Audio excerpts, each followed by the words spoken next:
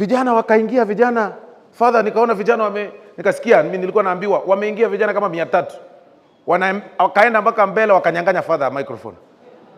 Wakaambia yeye ati sisi tumetumwa sijui na county, sisi lazima tuzungumze kwanza ndio nyinyi mzungumze. Bahati mzuri wakasikia Osoro amefika Nyamarambe. Wakageuza pikipiki zao wakarudi mahali walirudi wakaenda.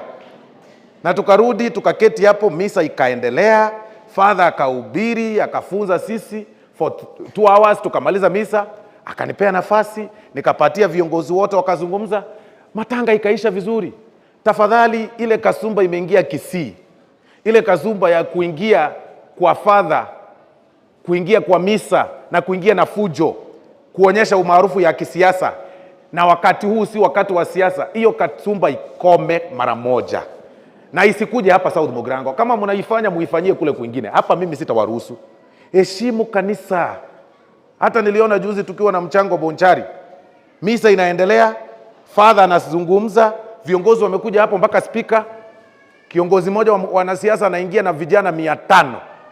Misa inasimama dakika 10 mpaka mbele mahali father na wanaingia, mnaketi hapa ati sasa tunaketi hapa tungoje yule ataongea vibaya apigwe. Ati apigwe. Hiyo umaarufu peleka huko nje. Kwa kanisa sisi ni watu wadogo sana. Ni Mungu ametupa hii uongozi. Father sasa akiniambia niketi nitaketi. Akiniambia nitoke nitaketi, kwa sababu ile mafuta ako nayo mimi sina. Ama hii uongozi ni ya dunia bwana. Lazima tuheshimu uongozi ambao Mungu ametuwekea. Tafadhali nawaambia viongozi wote wa siasa, when you get a function inaendelea na umechelewa, pengine umepata misa inaendelea, ingia polepole, uingie uketi. Wacha kuharibu misa, especially katika Catholic ambayo iko na order. Unapata watu wamepanga line, wanaenda kuchukua sacrament, mnawasukuma hapo ati mnaingia ati sasa kiongozi ameingia hapa. Ujinga. You must respect the church. You must respect the church. Wasema na bana wame toka yake. You must respect the church. Tafadhali. Tafadhali. Ati kwa sababu tunaleta pesa kanisani tukuja hapa na fujo.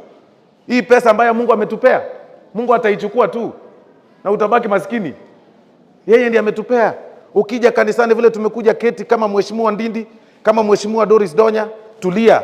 Umaarufu yako tutaijulia huko nje. Umaarufu gani kwanza? Hii umaarufu ya kununua pesa ni umaarufu bure. Umaarufu mzuri inakuja automatic kama hii yenye watu wako hapa wameketi hapa wanangoja Osoro azungumze vizuri kabisa. Hiyo ndio umaarufu kabisa. Hii umaarufu ya kutafuta watu na kuwapea 500 hiyo si umaarufu, hiyo ni kujidanganya. We must learn to respect the church. At any given time, let's never allow ourselves to fight with the church. Ati sisi ni viongozi wa siasa. Hiyo tuache. Iwe ni Catholic, iwe ni SDA, iwe ni Pentecost, tuache.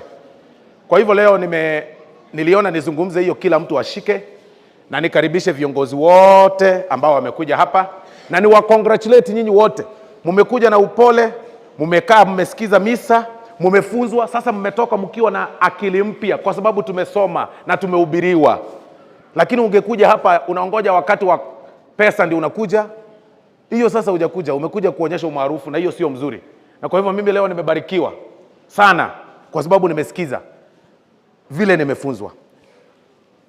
Kwa hivyo having said that, niombe viongozi, leo hapa tuko kanisani.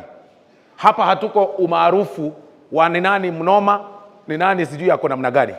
Ukishika microphone, unazungumza, una support kanisa, unaketi, tunaheshimu kanisa.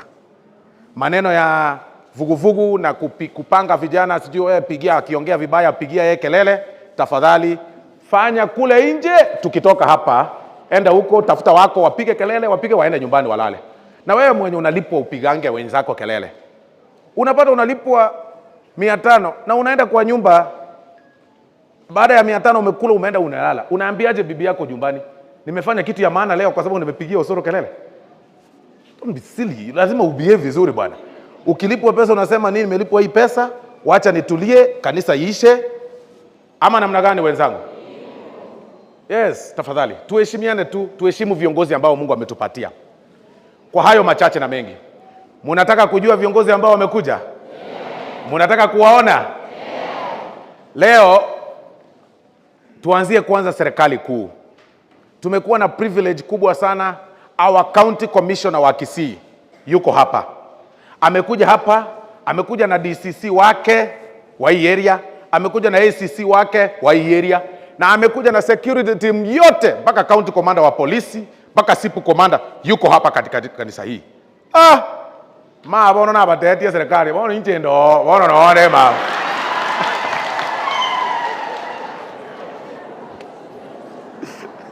Na bateti ringa mbugatie bono matukayo marekera ngutara. Egari nire ngutara mutiganya kubunga chwichwi ngweta. Ngiburi nga Hon.Osoro bori. Bono yatigaire asinini. Mbora bono egari mokonya korore gwete kunya kubuga chwichwi. Nyasaye ti atokonye. Emiakere gochimotwe nabasani abatwachakire korosi. Ntagetembo kemambi nyora chipikipiki chire mutu chindabu taribu nechi chinde chindabu chikorosi evi yenda gochia yagenda gochia chikobuga yani mboke nyora kendego akifadha ndaigo bya sana gake. Lakini nchiba boda chipikipiki gete chire igachira wasati vi chigotenenie pare ngima ndechebe egasi etwa chakire ngora nabasani mbarega nechebe. Aya, wacha sasa nichukue nafasi hii nikaribishe County Commissioner wa Kisii atukaribishe sehemu hii na I introduce team yake ya security. Pigia makofi Mr. Tom Anjere, County Commissioner.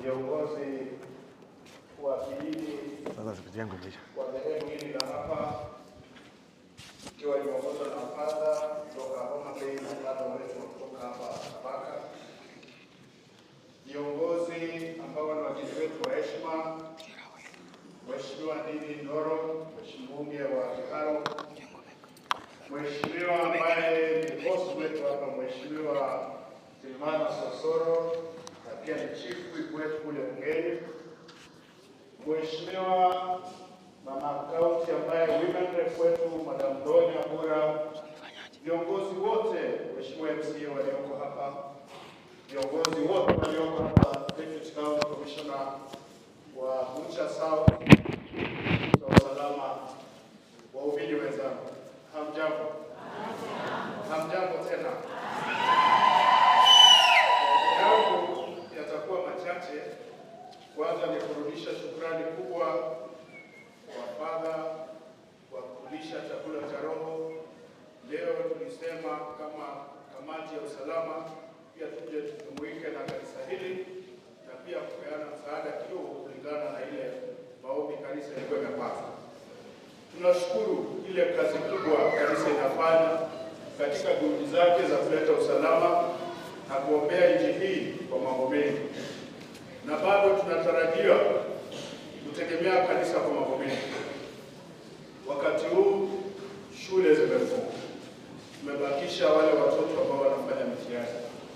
Na tunataka kuhimiza kanisa kuwa kwa mstari wa mbele katika ile kuweka itikadi kwa watoto wetu ya kufundisha wazazi mambo ya kuwajibika, kwa sababu mara kwa mara tunaona kama watoto ni watoto wa shule, ni watoto wa mwalimu. Na hii unapata watoto wanapotea barabara wanajiingiza kwa mwalimu. Tunataka kupitia kwa ile jumuiya ambayo Catholic Church has very elaborate structures tuweze kupeana ujumbe huu. Kesho tuko na sherehe kubwa kama mnavyofahamu, ni national holiday, na hii ni siku ambayo imekuwa dedicated kwa mambo ya upanzi wa miti ili kupigana na yale masuala ya climate change. Tunataka pia kutoa wito kwetu kwa kanisa na waumini wote kujitokeza, kwa sababu sherehe hii itakuwa inasherekewa katika kila sub location, kila division, kila sub county na at the county level. Na hii sherehe isikuwe ndio mwisho wa juhudi hizo. Tunataka tupate mafunzo kwa sherehe hii, na kama county ni nia yetu ya kwamba going forward there is need for us to set aside siku moja kwa mwezi purposely kwa mambo ya upanzi wa miti, mambo ya usafi, mambo ya beautification, ili tuangalia tamani tunaishi pale kwa boma ni pasafi ama ni pachafu. Vijana wakumbushwe yale majukumu tulikuwa nayo kitambo ya kufieka, kuangalia fence na mambo kama haya, ili tuweze kupigana na changamoto ya climate change, mambo ya uhalifu, mambo ya zorota wa mazingira na mambo kama haya. Tunataka tujumuike sisi wote, nataka kanisa liwe mstari wa mbele. Nataka kurudisha shukrani kwa viongozi wote waliojitokeza hapa siku ya leo kwa suala la kuchangia kanisa. Kanisa ndio mahali sisi wote tuna seek refuge. Wakati tuko na janga lolote tunakimbilia hapa. Wakati tuko na matatizo tunakimbilia kanisani. And therefore there is need for us to ensure ile nyumba ambayo tunakimbilia ni mazingira ambayo ni welcome. Ni nyumba safi, ni nyumba ambayo tunaweza tukapata chakula hapa. Kwa hivyo mimi nimefurahi kuona kwamba viongozi wa Kisii wanaweka mstari wa mbele suala la kuhakikisha kwamba nyumba ya Mungu ambayo ni kanisa wanachangia, wanahakikisha kwamba wanaweka juhudi za kuhakikisha ni mahali ambapo ni mahali panafaa. Nataka kuwashukuru, nataka pia kuhakikishia usalama, na tunataka kusema kwamba siku za usoni Bwana na wale viongozi mko hapa. Sisi wakati tunapewa madaraka hii ya serikali ikisema sasa umetosha kwa county commissioner, huwa tunapelekwa course huko KSG. Wakisema wewe umekuwa deputy county commissioner, unaenda unasomeshwa. Ningeomba siku zijazo tupange workshop ya siku mbili, viongozi wa kidini waje hapo na viongozi wote wateule wa Kisii, tuende hapo turekebishe mambo yetu, fundishwe desturi hizi tunazoendesha masuala yetu katika nia ya kuendeleza maendeleo katika kaunti. Kwa hayo mengi, asanteni sana. Mungu awabariki. Asante sana Bwana County Commissioner. Ile tu amesahau kidogo kuintroduce timu yake, lakini wacha tumsaidie. Tuko na DCC wetu wa hii area. Huyo. Yes. Unajua ukimkataza usipomintroduce atarudi na pesa. Na sisi tunataka pesa ya kujenga kanisa. Unasema wapi kwa wapi? Yes. Deputy County Commissioner wetu wa hapa Bwana Samuel Toet, simpekaa naye vizuri. Mzee anajua kazi. Muendelee kusupport yeye ili tutekeleze wajibu wetu katika sub-county ya Kucha South. Asanteni. Wale wengine ni maafisa wa usalama wako nje kuhakikisha usalama wetu hapa umeimarika. Asante. Ya, kule nje tuko na county commander wetu wa Kisii, Bwana Assess na timu yake yote, hata madam wa siku commander yuko pia hapo nje, na watu ya DCI na OCS wetu wa Italy wanahakikisha kwamba kuna usalama katika ile yetu hii. Asante sana county commissioner, na vile mmeambiwa kesho ni siku ya kupanda miti, na responsibility yako wewe uhakikishe kesho ukiamka huko kama watu kwa kile kiyo asitekomote amkate kwa ile wiki ya era erobeke emere aseki emiakere motwe eno ko climate change emiakere motwe omwezo pimo kuyenga kile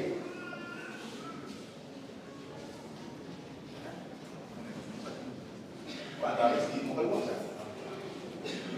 ni simame hapa wanasema sijui laiti na wapiga. So Moiseko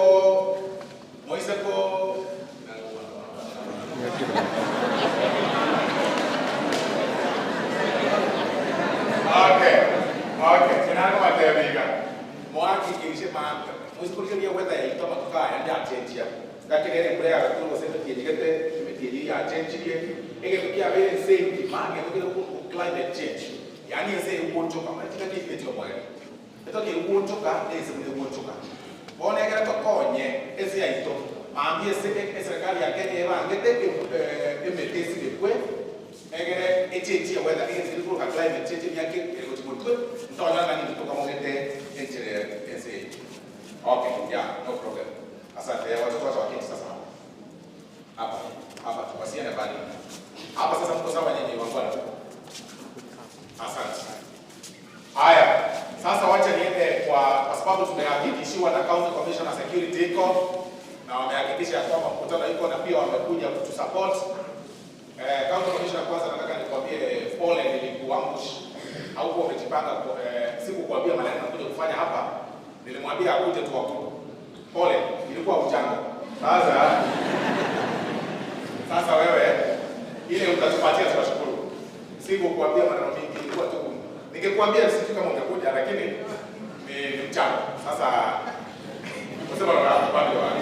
Kama kuyeke ama akakakina hata akateka kakiwa msaada tu asoa hii kaka idasa kigiamate atosikize utiani. Haya, on behalf nataka former MCAs kwanza msimame. Simameni kwanza. All the immediate former MCAs simameni tafadhali. Kwa sababu nimefika hapo. Leo sitaki process mrefu. Nataka tumalize leo kwa sababu ya mchana. Yule simama hapo. Simameni tu hapa alafu mmoja atazungumza. Leo wacha tupange namna hiyo. Tisa chia kila mmoja ana bande. Wasema na watu wao. General jamaa hapo kwa sababu ya Mungu anataka kwa wapi. Wasema na watu hizi. Hizo tete. Hizo kuna na moro. Haya. Kristo wangu yuko hapa mheshimiwa Ndindi alifunza shule. Anaona nikikosea atachapa kiboko tena hapo. Haya. Good. Hawa ni viongozi wetu ambao walikuwa county assembly ya Kisii, lakini kidogo maneno ikakuwa vile ilikuwa kura ni Mungu vile anapanga kazi yake, sasa hivi wamepumzika. On behalf ya wote, Mheshimiwa Poko, njoo uzungumze watu. Alafu useme ni akina nani wako hapa. Peke yako. Akora kwa wale inako alipa ikiaje alipa kwa. Okay. Father, wewe wa heshima, Mheshimiwa Ndindi Nyoro, Mheshimiwa wa IDA, Mama County, na wananchi watukufu wa Kenya, amjambo. God is good. And all the time. Kabla sijanena, you allow me to introduce my team here. From the far end, anaitwa S.Mugirango, the former MCA of the Ward. Mama ya Motijo. Ndio S.Mugirango. The media ni Mheshimiwa James Ngisabisore, the former MCA of the Tenga. Tenga ni jirani ya Tabaka, sio? Next is Joseph Jueno Chefu, the former MCA of Ikanga Ward. Next to me is Samuel Gatonga Mirieri, former MCA of Ward Nyaiban Masawa. Na mimi ni Samuel Apoko, former MCA of Ward Nyaiban Church.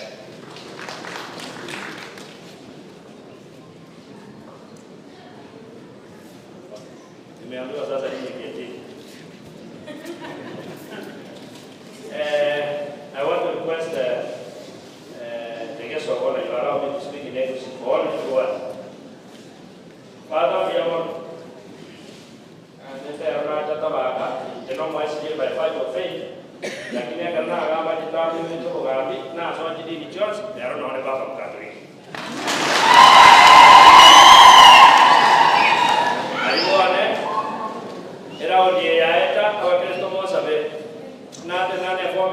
Lakini jatimu ilikuwa chombo ya MCA. Ngani wewe mimi ndio Osoro ngabuno muhindi. Lakini ndio moni kireti akini ndio moto buira. Ore no koleka to de biesa to rede nani to ganya ke kaje tai wai. Ona bazaria asana renge Mheshimiwa Osoro manje ekwa yenda tera biasa Mungu ades. Nije nani ke pato ni kwa chose ekwa ili ala tera watero. Yago tagetero gete igoro eke yango.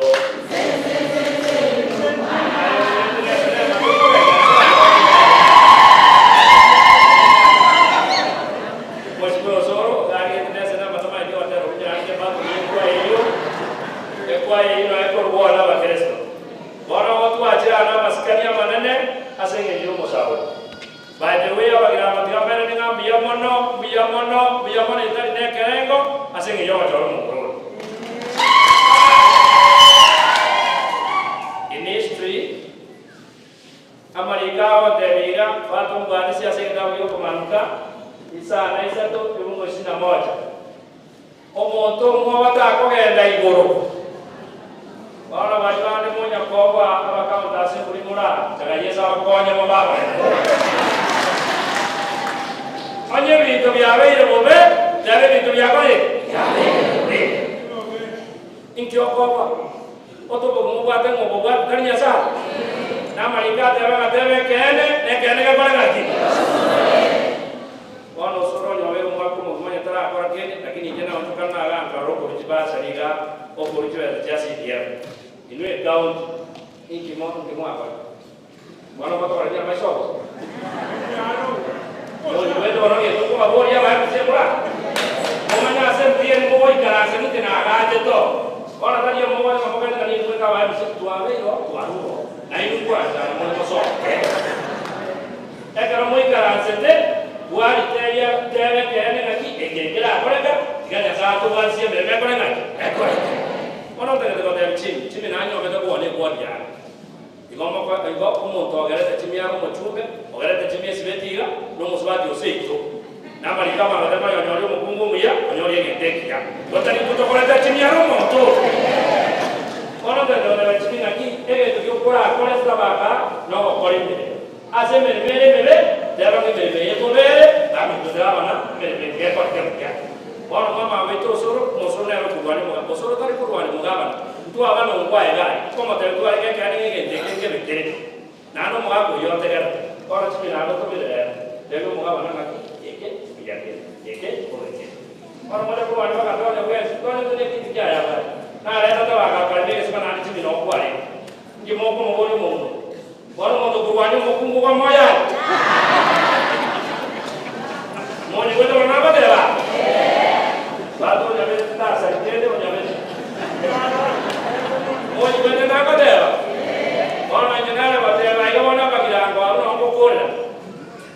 Aba ikoya asomo ikoyo lutaraso oyo. Mbanya wachora muntu limo bamutigiraho. Ira wachora botira akokorera kabe president. Aina ara kibaki ou anna. Ruto gesa chale ko kori chukratanya korusikwa. Baka wano kori president. Ora Osoro gawa dawa ya kaki kale daro chipiki chile fi. Arifi, bora cheko bafi, ngomoja kumugusana mumaja kumone sako endra yo ko bage gerefi. Waja bagira ngomo ile yoka. Lakini kinara kusala. Moji kwetu. Baba naye ndio kusala ya, ando somo na chwa sasa ila kinyela laila. Kala kwa kole chini kwa ndege baba na kwa na manana. Isi kwa yeito na ni kwa tangu kwa hicho. Mimi ndio mbele Cimita wajar ni tapi cuma yang pada denda waktu aku suka. Karena sebab cimiri kira diwali. Omo to yo ko kuraba ni kira sasa, tapi lore sa ko e. Tahita. Cim Korea.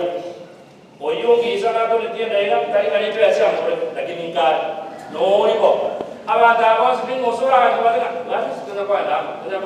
Maka lore sa ko e dawo. Ayah cimi.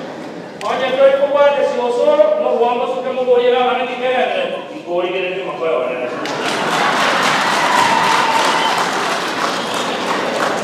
ite na mo teri gobe aba kusiela ma tera ngale mutwa mambia ma ite na kora lagi ai go kube ono ka ta ka ro ke chimui kidure no yo yo metu mui ereta ino basha ma be ko mi bo lakini yone chimu byake nonye nini nyura musikete yani kwa to mo ikoyo ga kwa na kwa banya ba ikoyo kwa ba ko ba ta chibesa yani nini nyanga sara hata ala mo ni kwetu kwa mo timo eno mo kama kama sa kwa ta mole mo bombe utira mambia dabe gento baba nole kaunti mantua de kali de kina kikoso ege kwa 2027 timi no tarero na wa msi bali mutana sa ba ko bare no chega ba ka ba bu na mutarera simbala tuwa ni kwa sawa ni kwa simbago o be ko ba ko ba na tuwa candidate aba gira ko so na se ni tani ya yesu moto pa yesu mwanoyo usina ko ni ka yesu go ni mutwe wajira na rakia su go ni mutwe mole mota to tigara na mo ba so muroyo ikuna banyaru ari ko ba tole mongna dole itu baba giranga ayo no ayo ne kukunga kiriyo kurwani no to banyaru bari kurwani no mumuro no mokomu yesu ko to konya to menye no mole akero ko situ ako ka bito ka badala aya tumsifu Yesu Kristo kwane omwari obchene chibesa tege maite chake kwa sel kuruga mo kwana chibesa ga kitite ga wa bwa inu kwana jene chibesa tege aiwa kwanre aina ya sai aiwa tembo mheshimiwa chini ona eno ndio ya Osoro baba baba ege ndio kama pate kia se kio abana mitaba sie mo koge chwa keranje ko kwa ekero egware yaito abamura omonta ateire oboremo egware oboremo bwaye obogime bwate egware tarikiri gas egware ine erategemete abana basome egware ine nera yakindiri abana baitoga ekera abana baito bago omonto ateire oboremo abwe abwate egware iyo chibese chiamoborire arigirio omogoriko neba koruboiko yachire korusie gware iyo aros kende gekenera akobera mwana skuru amangana yo kubugata abantu abwe mwabi gwato monye no konia mwabugata bakori ogora chibese chierera abwe kera osora gukwana osoro shikagatha enda gochiare mode bendebe lazima to kore bintu bia omogusi gosomogira inche lazima ndu wanero omogusi mwanja lazima ndu wanero omogusi ngakiende ons aya Elias mbuyore tenango wevu iga abantu bakorore weveri Elias yorura na Nairobi Elias ni garu bakoru Nairobi ateba ngarasi mache go support Osoro ochaga kabisa asukume chibesa twakikishe twagachire ekanisa ya Nyasaye Elias mbia mono thank you very much bono na akolire timu ende ngotira gochigoro ne timu ya elected MCAs bali barobisi ababware ngo bali batare ngo timu eyo omweshimiwa Jim Kenyanya naye okoyo igorera ekiagara nayo monyenega okoyo igorera after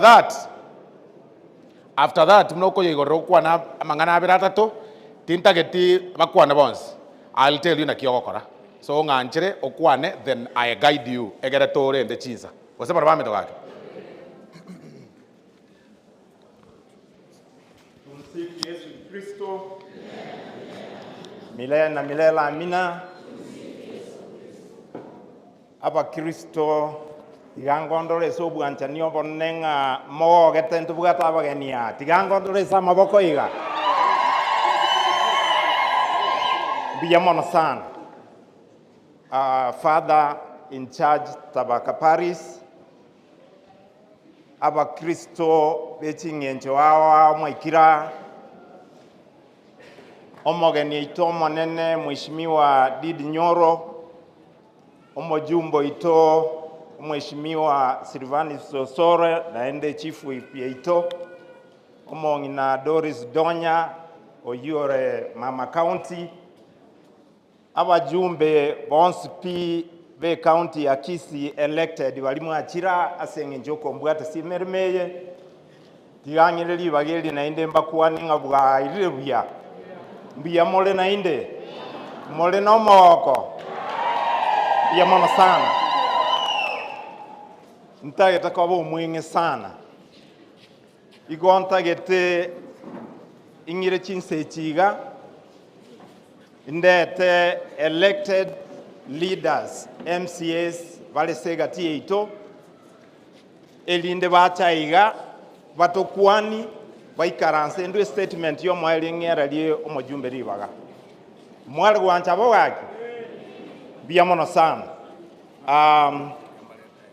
okay inche ditangani enta etembairanelie aba Kristo be ward ya Tabaka especially se kanise ngambi ya mono ni manyete egasi mwakolete umwakolia mokaimoka mambi mogatoa chikura chinsemo isanemo mogakere president chikura mogakera mo senator chikura mogakera mama county chikura mogakera mo jumbo Osoro chikura nenje se ward ye mokanga chikura erebuya go se erebobe igonta itembaira nimbi ya mono muno mojumba kuana immediate after chikura mtu achetenera ekero toika togacha ko bakera nambi ya mono asenge njogo tochora elia kabire mugatotebia enyumbe yene bwate challenge enyumbe yengo tuere aba Kristo baito ekere mburego tu morembo toyese kanisa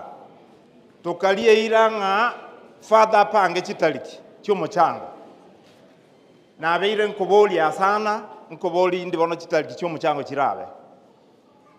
I think omutinyoli na kaino umucanga onkobolenge lakini njanyalekana bende bagatebanga mbaganyete omuchifu ito Hon.Osoro na charu chitaliki tumago communicate ono actually yalenge morogo basa moja na lio mochiama nianga akirite simi ogonte binga omuchango nora litugulia lero igenda iriko bakikishira bakristo be parish ga igonde na inwe na ndi niko tayari kugapigania haki yenu ekiagera mwangete chikura na inde munanta itakoteba ninye pangete na inde ninde buya na inde nimba representatives chincheretions niko tayari kuwafanyia kazi kwa imani egente kamonta itakoteba inche muno mu MCA we wodie ninche na tuli bagana abantu batabaka mbakolere gas igonta getukoira ne makoyone Mheshimiwa Poko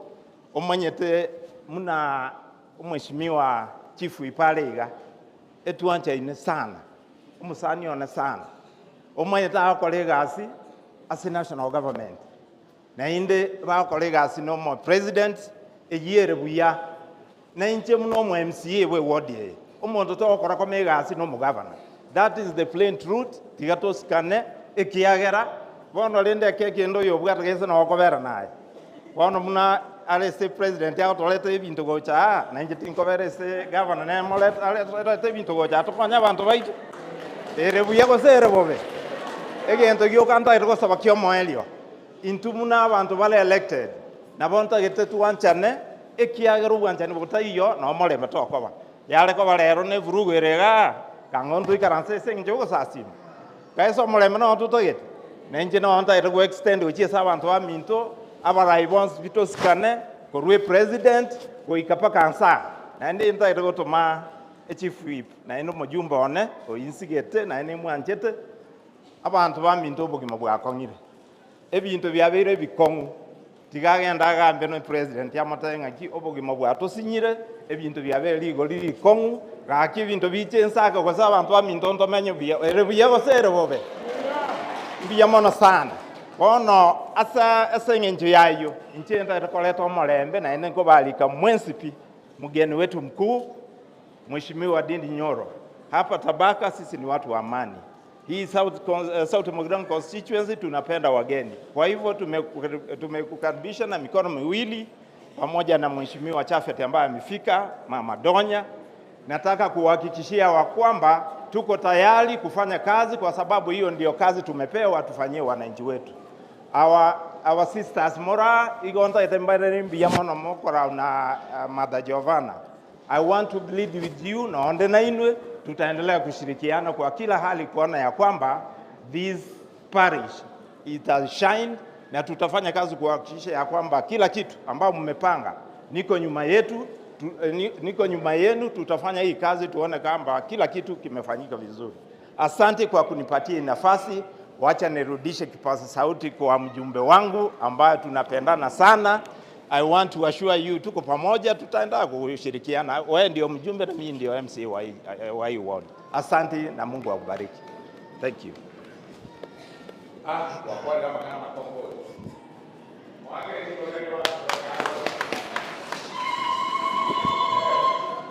Thank you.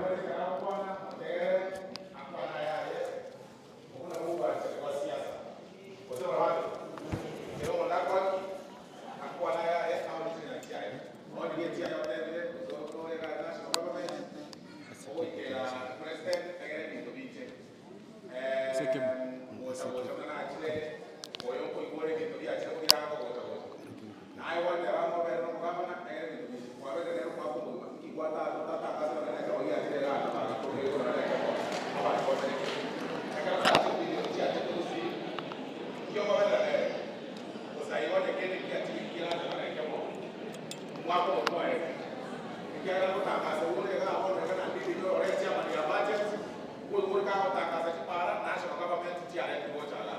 Koi kama tangaza yuna mwana estima. Koi kama tangaza yuna mwana university school for bonere chairman ya Kenya ni maye budget. Nero kwa ane Kenya ya Kenya oyo. Bonare ta. Inere national government. Bona hata na kenya kwa national government. Na akoro renere dio okoya baba no kwa kwa renere dio kataki na yago yo kwa kiliko jira ba kwa ta ba ka hawa ya kwa kwa kwa. Eh. Sasa hiyo.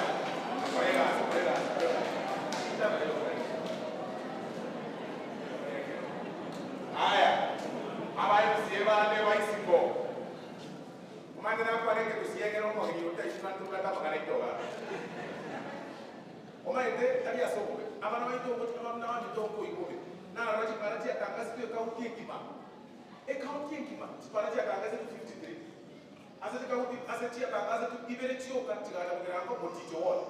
Ibere 1 2 ibere motijo wall. 51 asane.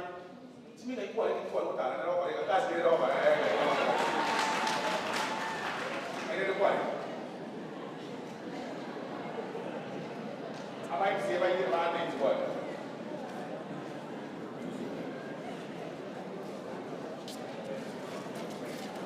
Betu.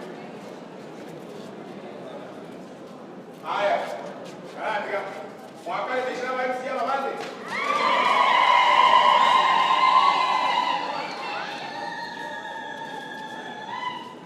Abana baheshimiwa wa kaunti ya Assembly ya Idara Kisi. Noyo kaunti ya Nyamira. Tutagete 30 seconds mwe kwana malieta ino. Nengane ya kwa ikarati. Usema wapi? Kila na wacho ile na kwa tebesa. 30 seconds your name kwa ikarati. 30 seconds your name na Sogurwa. Oyo kama uko Nyamira kila mmoja yake. Omorembe.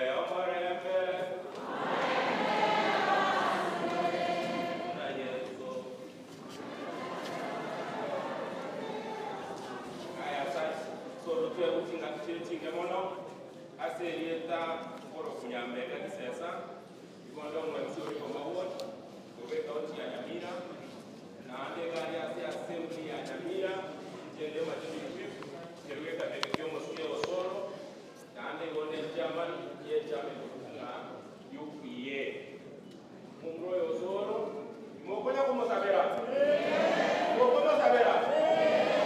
kiama kirinde kwa motemeza sana kwa mtukie kerwo Tukasema lakini mkakoma anya sawa kote zaidi. Mtakoma pia hivyo.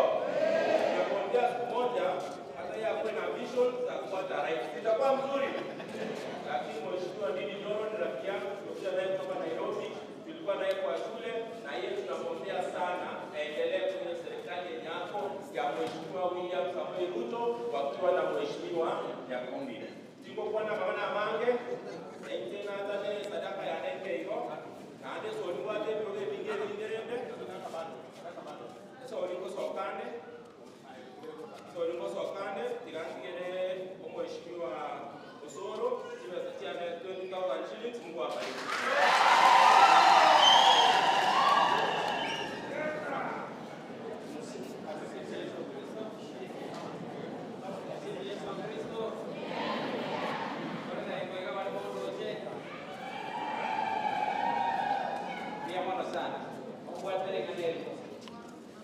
Mheshimiwa Osoro abantu bana parole ndeta abagusera ono mwana sio mugusera kubitundu bya gisawa abagusera bami nomba ya watoli abana bako barenga kubunganzira na mheshimiwa kaneli yakuwa nanga gipigipigi kinda tomugwate sibwangwega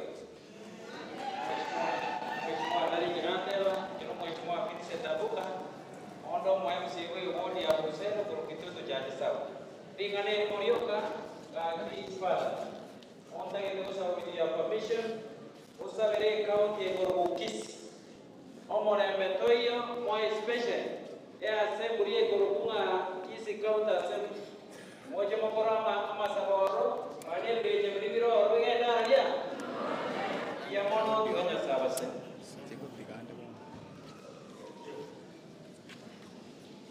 Yesu Kristo.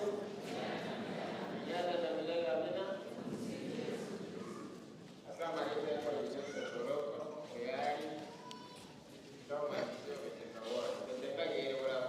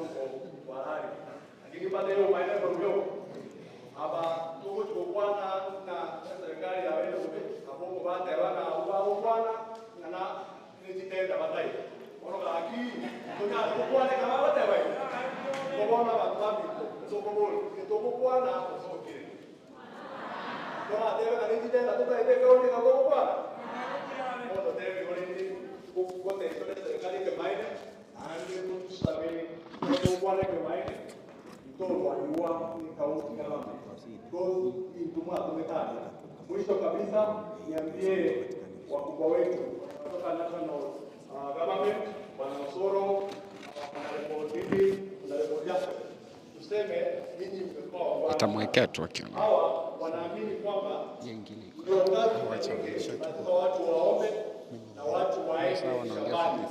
Abantu babinzote itaba twapa na komondo samba na kuwa na atiba. Abantu baende mundo abantu baende kanisa teko. Je, pata gere pia tutegere weka kwa kule tukiongea. Good is good. And all the time. Kwa majina naitwa Celestine Mose, mteno mwenyeji ga Nkuru Chitago bora. Kazi yangu kuu ni kuambia karibuni sana S.Mugirango. Bwana Yesu asifiwe. Father, our chief guest, I'm privileged to be here. I'm humbled. Akiwa na kanisa kelele ikagaiga ena yubu ya maringo yotengane kwa yagaiga rekogera isiko gali selinelo. Ikanisa gaigo kana watu basomole. Ngobona ko tuacha yeto na iturabe tukosa komenya bone kanisa maiga. Father akitusabe. Wana yo wataza sabitenda. Ainokani atendo kali wakani. Tutaitenda chae ndumbu ya tole. Tuwata serikali. Ya tole ndiko rogari tigara bene tenda chae. Dime kwa hamuni mokale tenda pending bills mwoza waka. Pia ma.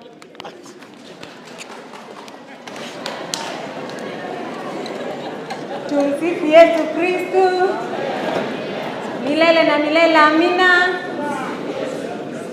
Mchasa marieta nkoro kutofi ngwani. Oyo nyabuto igankande. Ene nyabuto itombo mwale mate gaogecha. Wamoro chinkande. Kwanza kabisa nichukue wakati huu nikukaribishe Mheshimiwa Ndindi Nyoro, karibu sana Kisii County. Ukiangalia Kisii County ni mahali pazuri na tukikuona hapa sisi tunaona budget ya Kenya mzima. Sisi tunaona pesa ya Kenya mzima, ukikuja hapa utuachie kidogo hapa kama watu wa S.Mugirango. Si ni kweli? Na ningeomba tu kitu moja Mheshimiwa Ndindi Nyoro. Hapa Kisii kuna venye tumechanganyikiwa kidogo. Hatujaweza kuelewa pesa ya budget kazi yake inatumika aje. Tumepewa 13 billion lakini utumizi wa budget absorption rate yetu in terms of development tuko pale sisi ndio tunakuwa number 47 out of 47, hatujafanyia Wakisii maendeleo. So ningekuomba hivi, ukuje siku moja ukae na watu wetu wa county assembly waonyeshe venye budget inafanywa. Waambie pesa ikikuja inatumika, inafanya maendeleo, mwaka ingine tunaongezwa pesa ingine. Si ni kweli? Sababu nimeona Mama Donya amepewa yake hapa na alitulimia kisima hapa, akiwa mwingine Donya, asante sana. Oisa kwa gendelera igambu yogocha. Taibo gaki. Taba limeletega sima. Na ande musa wake gacha wale tarehe zilichaba nyina. Asante sana Nyasaye usizini. Yamano. Tumsifu Yesu Kristo. Milele na milele. Abakatoliki wa mitombi ya mwale. Father, intengoro kutoma sobare omoyo msio wasi witangale. igombwate ring'ana erimo ng'iranĩrio Mheshimiwa Poko unateba ng'aba MC be county eturaire county ya Bosongo Mheshimiwa Poko ba MC baroro mbarairi nande tagete gwakira Mheshimiwa Osoro mbuya mono sana ase eng'encho nyarire koreta oboremu ase county ya Bosongo abande baito toratenene totebe eng'i kegendererete una mwaiwa 13 months chairire gesa county yachore tu mwamanya konyoranga e budget bune yetwete ti mutienyi ustatare 30 emetienye 5 yairire e county government terasa bano ene shiringi yemo korwa se national government ekolera amagenderero e county imbiere e county neragu Mheshimiwa Ndindi na Mheshimiwa Osoro na Mheshimiwa Jafet, nyinyi mko kule National Assembly kwa sababu mumeona sisi MCS tunawekewa lawama zote za county government. Sisi tunataka kuwaomba kama MCS mkirudi kule bungeni, sababu rais ameonyesha willingness ya kupea MCS Ward Development Fund. Tafadhali mtujengee sheria tukue na Ward Development Fund, ndio mheshimiwa wenzangu kama Jimmy waache kutishwa. Tingotika na watu wa mito kuyamona sana nyasaba siseni omwana na Yesu abakwe mbuya muraso omwana na nyakondo che igokoroka bakoiga iende mbere injirio iende mbere injiri ya Yesu iyo maana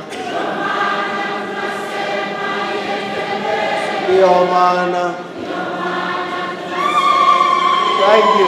Nashukuru sana Father na wageni wote walikwa na wasio na wale ambao hawakualikwa. Amjambo. Kwanza kabisa mimi sitaongea siasa ya Kisii. Nitakuwa mchoyo wa maneno, lakini nataka kuongea na ndugu yangu Ndindi Nyoro kwa moyo mkunjufu na kukaribisha Kisii. You are my political, I don't know what I can call it, mentor. Mkutano wa mwisho tukiwa pale Erera, tukiwa na rais wa Jamhuri ya Kenya William Ruto, tukiwa na Chafet, tukiwa na Osoro, you encouraged us. Kwa hotuba yako ulitutia moyo na tukaenda mbele, rais akachaguliwa, Chafet akachaguliwa, nami pia nikachaguliwa na UDA kutoka Kitutu cha Chenot nikiwa MC wa Kegogo. Kwa hivyo thank you so much for your encouraging words. There is a better future in you. Na ndio mimi ni kiti ni kidogo, lakini nanena baraka kwako. Kesho yako ni mzuri katika siasa. Situmpigie Ndindi Nyoro makofi. Karibu sana Kisii, na mnaporudi Nairobi tunawatakia mema. Nikirudi nyumbani ama ngana yonsi pia kwa nua ya abantu ba minto. Moya igweti elireli ya moli chole moli kolere elireli ibe mobeke kando, lakini mba inyoliga donya ta ko bomuliri Chafet ta ko bomuliri Osoro ta ko bomuliri Seneta ta ko bomuliri aba MC abatokolera anto ko babaliri Monda ta ko bomuliri panapo moshi kuna moto igofata moto sabere account ya itoneru bainasi nini Osoro ta ko ngarakisha moto sabere abande baito igotomenya ta matoke ime tomenyete chinsi againe na antu analete boigo otu analete kobera nyomba twaire sara na abana baito abakungu bato endagera twarara na abane bimwerere mbuya mono tigomone na abasesenie otoko na kobo.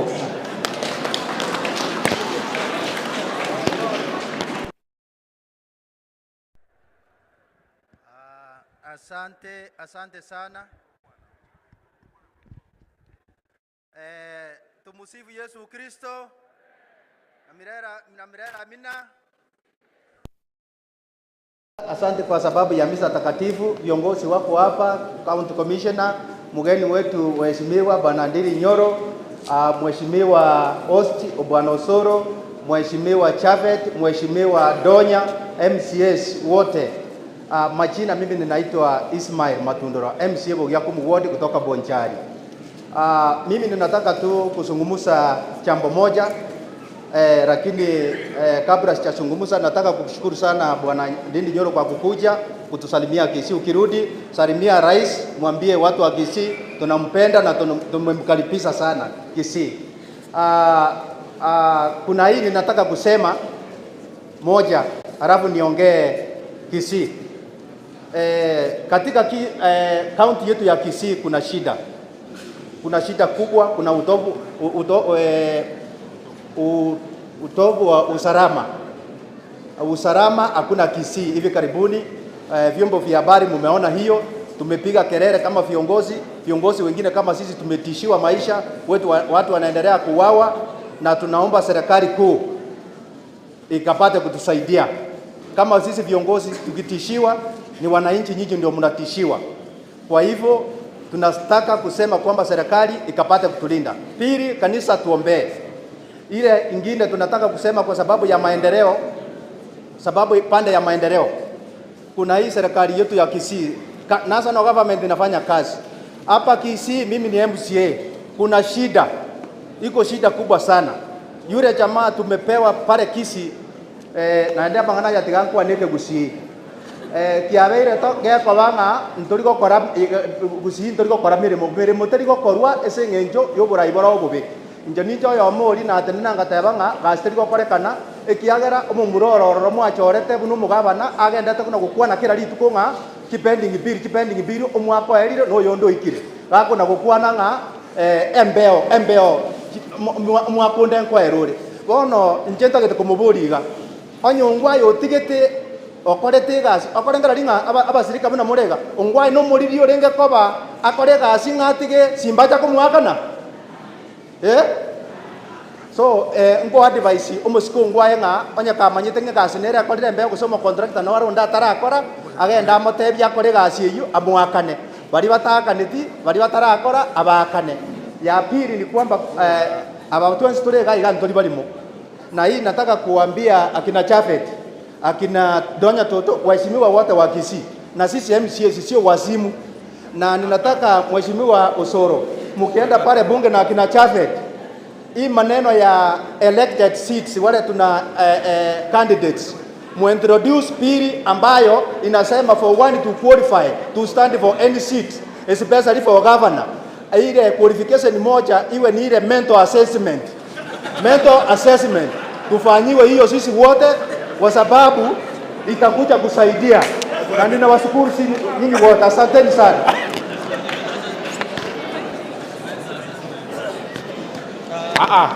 Tumsifu Yesu Kristo. Tuisire gukora bono toso muchango omogeni bweshima na arega okwana mangana make Mheshimiwa Amos naye bwa mwerio twarigania abajumbe babere boka barega tukore tegerera igo muna tegererete igo tukore mbura ikaratu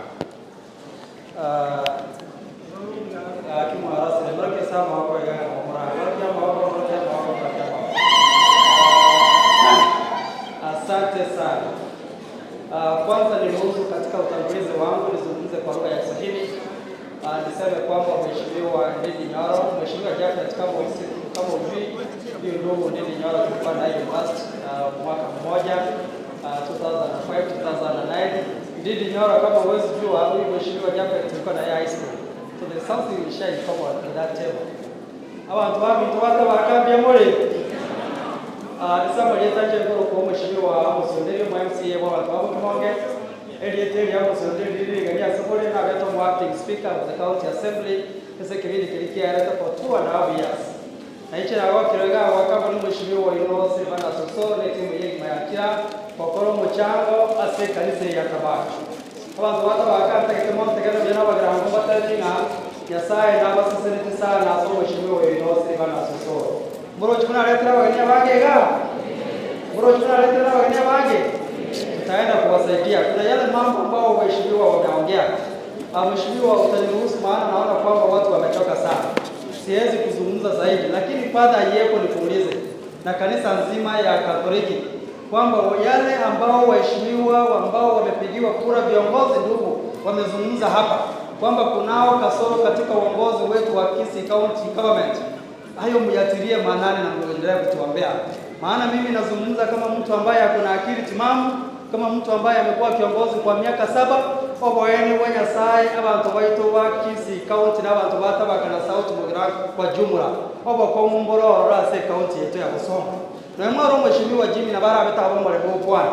Mimi nilikuwa nataka kuomba mheshimiwa Ndindi Nyoro, hata huyu mheshimiwa Jimmy akiwa hivi, hata kama amekaa mwaka mzima na hakuna barabara ambayo inakuja, wewe hata kama analilia ile serikali nyingine, wewe saidia yeye hata pia barabara moja kutoka kwa national government na rale atege kama tubarore mwaletire paraga. Ege kwa kile yake kura serikali yake kwa tutakala tegeke kieke hiyo. Hamuna bobo aende, lakini mheshimiwa Jimmy ngoja kwa tayari na eka kwa mremu tayari abantu bao. Ege kwa kile kitabu Kenya Sai Proverbs chapter 31 verse 8 and 9. Nigego tebanga tigato kwane liogi babantu bali batali kunyara liogi lyo korage tukiege lyo kwana no yumuna tumira bakwane no mheshimiwa Jimmy lakini kera beta kwana mheshimiwa Silvana askwana abantu ba S.Mugirango yasaba seni kokora turo muchanga ejo mutigane etoro kyanga akero mheshimiwa Hon.Osoro and Hon.Ndindi Nyoro kweli ora na akorde ntade gotira igoro egaranga egende kigwa kwane ore echiparo mheshimiwa Hon.Osoro and Hon.Ndindi ntade kotebie nabe gete chipara Chions chiatabaka chions pi ase kera national government na ende chions na chire contract mune murego sira kore mande chions Jimmy tiko na rekira kitayoro ige pare bakeri asiwe bakeri chions na chire national government na chire national government chions pi parate yo no ene yeme go chigo no ene yeme tabe kiri ase program because tinta eto na kunga ina bana inti ntoche tokore omwako aeri ndi toko cha kokora no ni sibi no nekemo aya bona tiangi cha saba bunge ekene kiango bona kiare ke kuna gochanga bwata mo bwata aya mwanjira ndira bona toka no mochanga bona tuatire igoro naenda ba msi yaba kira ba kwana abo maitana ubale count na kina aba tikira ba kwana mangana yeka account ekiara na akwana ekiara akwana sasa account na kiachore bono nta ndo tira igoro asili director bomas teneno wevuiga oyare director kurbomas of Kenya serikali ya William Ruto ya mochorete migare kurbonchari ale tachibeza kora igegere ubuya otike chibeza toga chigo ekine chinko biche chibeza mondo tali gukwana gachwa aya kurbobas murambo bas kwarura tambe kwa mwenaria koko bwatara likondo okwane wana kyano kwa chipesi nyingi sana chios plus mochitikire Tumsifu Yesu Kristo. Mchenko rubobas ninje bakoro ko mocho koro Wilkins michira nyangwezo ena acha gae kwa kwani na inje mojo mon support kwa ndi Christian kya nyakegogi na inde bwana Ndindi Nyoro ndo wato mheshimiwa. We have a member of parliament from Bobasi constituency who's called Innocent Obiri. But unfortunately, there's a bridge that fell in Nyamachi. Now I'm requesting, if you look at the budget, if you see that bridge is there, please support us. May the good Lord bless you. Thank you so much. Kani, muna kwanga veli kwane neno kwane kwa sababu bridge ya Bobasi kiko koruboira kwa bame doga wana. Igo Bobasi bridge tenyo. Bobasi bridge tenyo. Bridge ya chikoro sukuni county government. Ni mugande kero. Ala diga ya ro. Lakini aba letera chibasa chieto. Ngwana chibasa chieto. Ala letera chibasa chieto. Mwakere chiko yona na anjie. Bora ekile kiango kile. Lakini chi bridge echikoro siku mono na county government. Ni mugande. Ikina akoli. Bona tigantire go chikoro. Ntaete kurangirio mheshimiwa omongina omongaini mama ito mongina omongaini na kiakorokwa omongina oyo omongaini kweli kegori kiane akona ngeri bungaro tenga ya ninju gati go chinga ongakari komo ero na ingena mode tigo tigeko sorry inju ninju o support omochango ochirega wanja muraba kwanie na kiakorokwa Donya ntara kori kono tare kwa krambi yamono. Echiro ito ya tabakaga nkwareta egesima. Aki baba mbi yamono. Yani mbi yamono. Aino muya abantu babo kunde. Lakini tara isana. Naende. Ikoba mu ina ali bitagete. Ekwa yene ya nyabigena. Nebwate mechanda ya macho kurugari ya zibako. Yani tubwate ngora ayegenda ngora igo egasi okora ni ngia na itwe tukugo support mundu ta kogosa rio okora egasi yago mbia mono. Father, yanyicha igora na limo okora rekere bitiani. Okay. Tumsifu Yesu Kristo. Mgeni wa heshima Ndindi Nyoro, karibu sana. Kwa hakika before niingie kwa mambo ya kanisa, mimi nikienda kwa ofisi yake nikimwambia maneno kidogo, ananisaidia. Mwambie asante kwa niaba yangu. Asante Mheshimiwa Ndindi Nyoro. Coming to this function today, Hon.Osoro, thank you very much kwa kutualika. Na kwa sababu tabaka is my heart, lazima ningefika hapa. Kura zote za tabaka ni huyu mama kwa hapa alipata. Kwa hivyo singeweza kukosa. Kwa national government kidogo, siku hizi kuna blackouts zinatusumbua. Nataka tu kuwapea advice Kenya Power. Sijawahi kuona siku Safaricom ifanyi kazi the whole day. Ama mumewahi kuona? Eti simu imezimwa. Waende waboro leaf kutoka kwa hizi companies zinafanya mzuri. Kama wanashindwa wanyang'anywe monopoly, wakwende wapatie private person, watu wakue na stima. Hatuwezi kosa maji, tukose stima na tulale njaa. Ama namna gani watu wetu? Maisha imekuwa ngumu. Omoiso, juu mgeni wetu anataka kwenda. Abantu ba minto. Ekero mwato ete chikura. Bono neli intuto bwate sira. Eto bwanere tuto bakorere meremo. Tali naende mtu wake ngatu abarangeri, mtu wake chinkobi mwato wa 200, mwato wa nini. Bono ne chinga kitoko kore meremo. Abantu baito mware go ntegerera nche donya. Mware go tege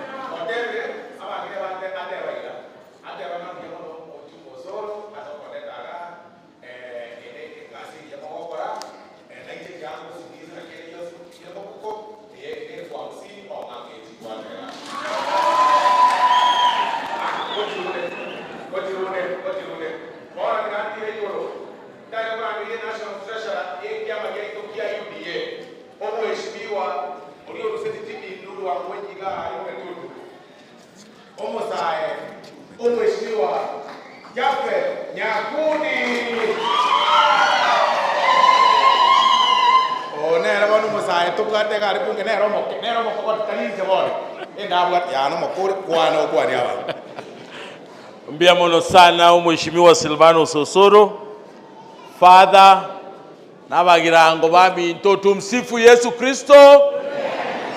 Milele na milele, amina.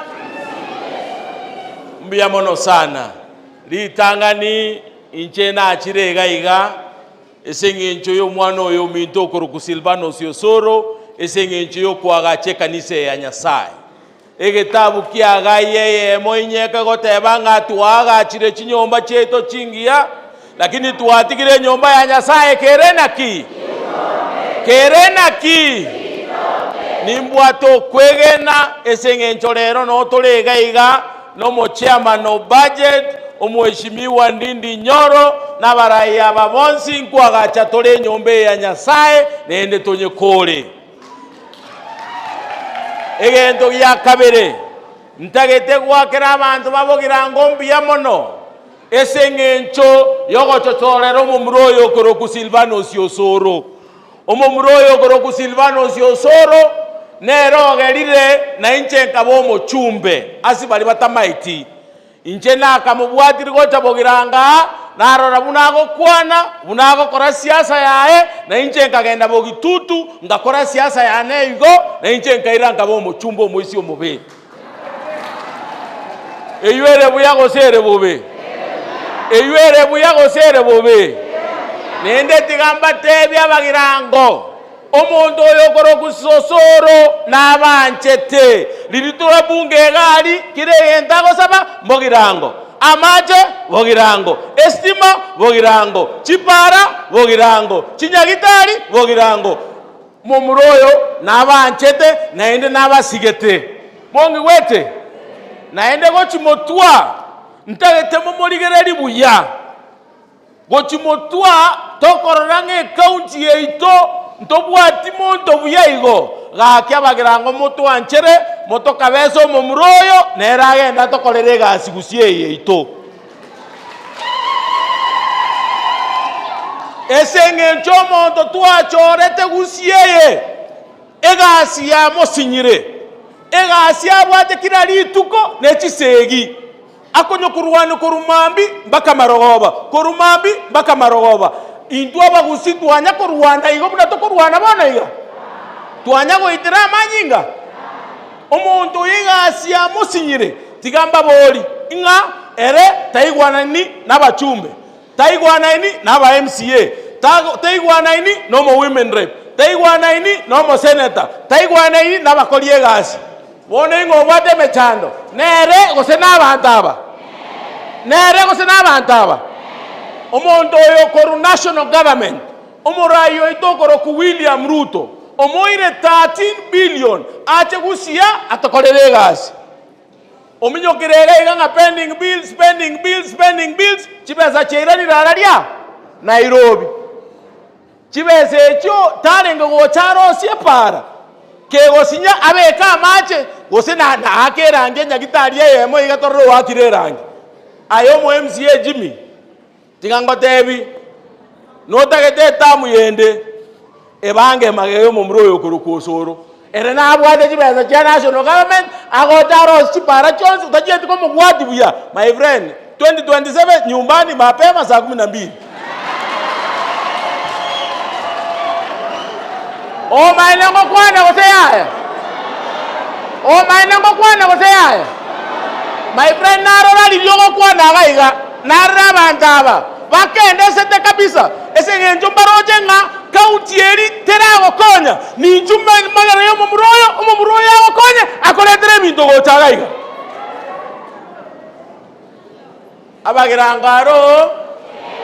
abagirangaro ngobwatira na toreto mexwe county eto yabeire buya mwanjire to bwatira no mumuroyo inogoro ku Osoro to mexwe county yabeire buya egento tagete ko bashwa segite go toka gusi tore moyo mwaigure onde tayo gocha ko barwani tore moyo nene mwacho mumuroyo akure kabisa na inje nguri njaro tingo kirakiri Nyasaye ngira abantu bane baitu iyo haiwezekani sawa sawa igoti katobwaterane Mheshimiwa Ndindi Nyoro huyu ndio chairman wangu ya budget mimi nataka kukaribisha hapa Kisii wewe umekuja Kisii mara nyingi umekuwa rafiki wetu na mimi nataka kukuomba wewe endelea na hii urafiki hapa mbele mimi naona iko future si ndio hapa mbele iko future mimi najua wewe ni mtu uko na akili nyingi wewe ni mtu mwerevu kuja tushirikiane tufanye kazi pamoja na tufanye kazi na Mheshimiwa William Ruto nimaite bintu bya kongire lakini gochimotua tigamba hakikishira abantu baminto ebintu mbiche biyororobe eserikali yetu anyonyora kera sabe lakini gochimotua gwetera Nyasaye things will be okay na mboroche serikali twachakire gotema tema okore ebintu buno obwoyo ngose ntwake ikoru 7,500 mpaka 2,500 o maene gose yae Osoro ngose naleta obwoyo gaiga nende gendo gya kabiri abarimu twatemire twarikire 55,000 teachers so far amangane chipara ndindi ngokwanerare twabekire bilioni 250 chipara cheto chionsi chire Mugirango chie lami ngochaka chire nende tochikore ngokoratoki ngotaka tore nende tochikore asa ywa mange na make ikatobwaterane tokonyane tokorega sine serikali ya William Ruto. Mheshimiwa Ndindi Nyoro, karibu Kisii, tutazidi kushirikiana. Mbiamo na Mheshimiwa Osoro.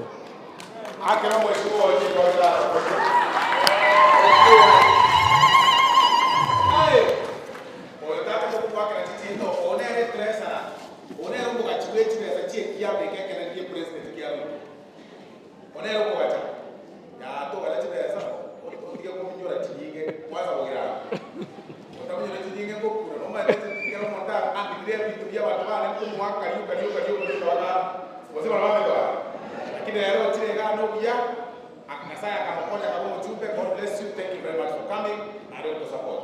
Bona thank you for the Lord. Oma genita rekoleta kwa mwele. Oma genwezi kwa nataka nilete mgeni wa heshima. Huyu mgeni wa heshima tulichaguliwa pamoja kwa ile tamu nyingine. Tulikaa na yeye bungeni na nimeenda kiharu kwake mara 7. Amekuja sasa Mugirango leo mara moja. Amebakisha ngapi? 6. Nimetembea huko, ananiweka kwa gari mbio tunaenda. Katika CDF na utumizi wa pesa wa serikali Kenya hii hakuna mtu mpaka mimi, hakuna mtu amemshinda katika kupanga pesa ya CDF. Sisi tunaenda huko tunaland, tunakuja kwa sababu kabla hajachaguliwa alikuwa chairman wa CDF, akajifunza zaidi, akakuwa mwerevu zaidi. Hata juzi walitoa report number 1 Kenya mzima katika kutumia CDF alikuwa anaitwa Mheshimiwa Ndindi Nyoro ambaye yuko hapa. Number 2, huyu mheshimiwa ndio chairman wa budget committee kule bunge. Mshahara ya askari ni yeye anapanga. Mshahara ya wabunge ni yeye anapanga. Mshahara ya wafanyakazi wa serikali ni yeye anapanga. Mshahara ya rais ni yeye anapanga. Maendeleo ya Kenya ni yeye anapanga. Akisema leo barabara moja itengenezwe, itatengenezwa kwa sababu budget ni yeye anapanga. Yaani leo wote kibiti ya Kenya. Mtu yote kutegemea na hadi tuweza. Huyo mtu anaenda ngombe kwa goli. Walikuke. Yaani mwangire chikumtuka yuko hapa. Weka Osoro kwanza. Weka Osoro. Akimaliza mtamweka. Osoro wapi kwa? Namba ya mwisho mkae mkijua juu ya huyu jamaa. Mimi Mheshimiwa Ndindi Nyoro nataka nikuambie na nitangaze mbele ya TV. Safari ya kesho upangwa. Safari ya kesho inapangwa lini? Mheshimiwa Raila Odinga safari yake ya campaign imeisha. Alipewa na grace yake akakuwa mpaka prime minister. Mheshimiwa William Ruto amekuwa rais by God's grace, tena Mungu akimsaidia arudi 2032 miaka 9 anaenda nyumbani. Baada ya miaka 9 after 2027 2032 na yeye pia anaenda nyumbani. Mheshimiwa Uhuru Kenyatta alienda nyumbani. Mheshimiwa Raila Odinga mwaka 2032 hata kuwa pengine akiwa atakuwa mzee zaidi, hawezi kuwa na nguvu ya kuzunguka. Tuambiane ukweli. Na muombea maisha marefu akue wakati huo, lakini atakuwa mzee, hawezi manage stamina. Hiyo 2032 wenye watakuwa ni Osoro, ni Ndindi Nyoro, ni Kimani Ichung'wah, ni Japhet Nyakundi, ni au wengine.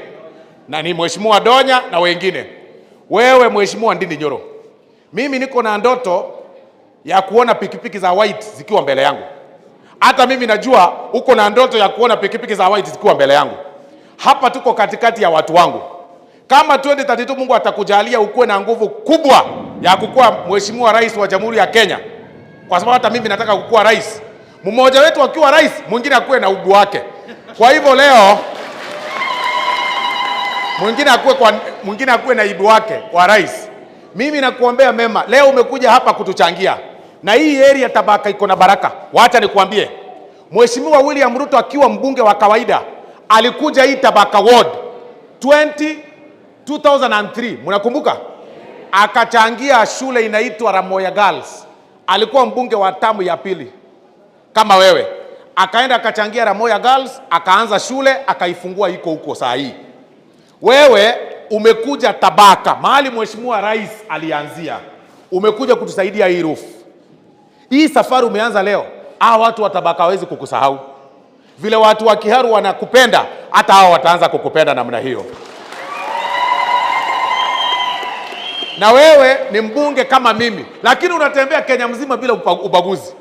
Au tembei Central peke yake, atunakaa tu Central unafanyiwa huko tu. Nyeri peke yake, hapo peke yake. Wewe unatembea kila mahali. Na kwa hivyo sisi tunataka kukukaribisha hapa. Utufanyie mchango hapa. Tutakukaribisha tena ufanye mchango mwingine. Ile budget ambayo unafanya national, utugawie pia sisi barabara zetu. Kama watu hapa wanataka maneno ya stima, nilisikia father akisema atakuambia tu nilisikia father akiniambia kule, nikamwambia mimi hiyo ni wewe tu ataambia. Father ulikuwa unasema aje?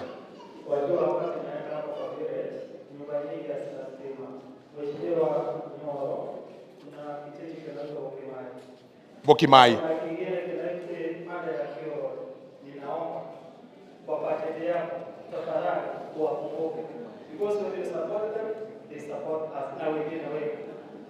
Asante. Father anasema kijiji ya Bokimai hakuna stima.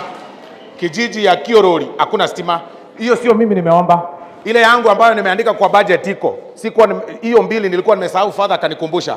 Sasa father amesema hiyo ni yeye ameomba. Bokimai na Kiorori last mile miji 600 iwekewe stima. Vile tumepanga hizo zingine zenye unajua tumepanga na wewe kwa budget. Hizo mbili upatie father. Hawezi kukusahau huyu father. Hawezi. Unasema na mimi toka. Alafu pia tunataka pia ile tulipanga na wewe vile tulipanga tunaweka street lighting Tabaka. Wewe ndio utakuja kulaunch. Tunaweka street lighting kwa Chakira Nyachenge Tabaka mpaka Ikoba. Ntuwabegete budget yamo no mheshimiwa huyo. Egero rio koroga butu utakogochwa enda ngabo yari yakorire oyenda tako. Tuliweka na mheshimiwa na anaendelea kupanga. Kwa heshima kubwa Tabaka oye. Kwa heshima kubwa tumsifu Yesu Kristo. Tumkaribishe Mheshimiwa Ndindi Nyoro. Ndindi Nyoro. Ngayumo sikie kwa yere. Ekwaya.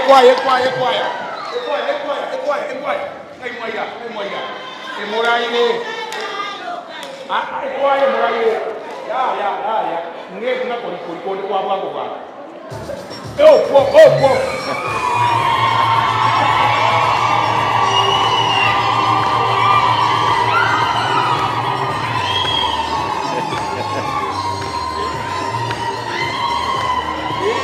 Ay, DJ. Asante sana. Ile kwaya ya Nyabigana na kimoi karansai. Nyabigana. Haya, asante. Sasa tunaweza keti. Mheshimiwa, karibu sana.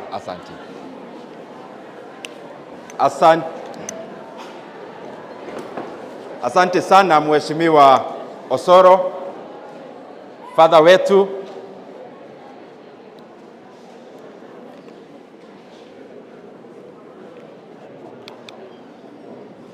Asante.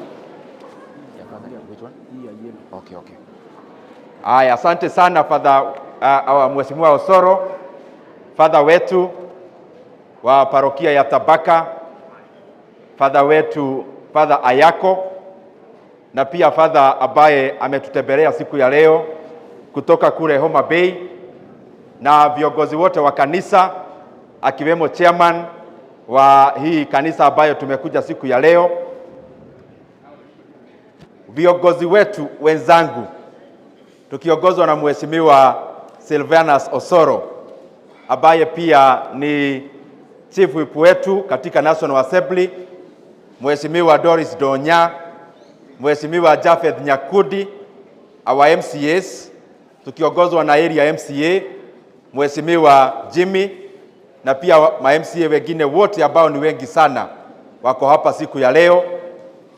Wazazi wetu, kwa sababu nimetazama hapa nikaona wengi ni wazazi wetu, na Wakristo wenzangu. Bwana Yesu asifiwe. Amen. Bwana Yesu asifiwe tena. Amen. Buyamore naende.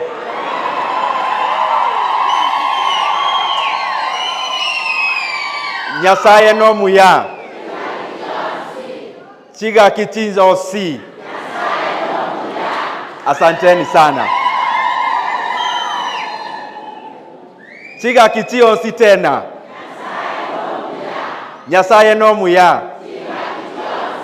Asanteni sana. Ya kwanza ningetaka nishukuru ndugu yangu Osoro sana kwa sababu ya kunialika siku ya leo.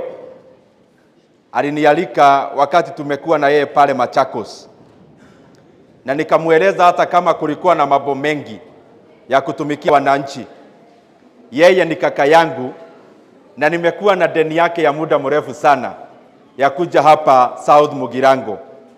Na Mheshimiwa Osoro, asanti sana kwa sababu tumekuja siku ambayo ni siku ya baraka.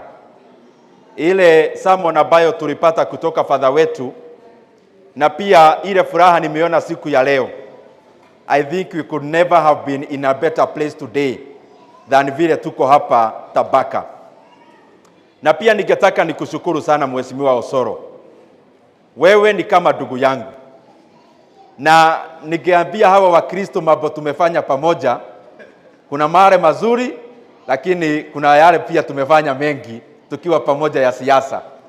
Na wewe ni shujaa. Na wewe ni mtu ambaye ni rafiki wa dhati.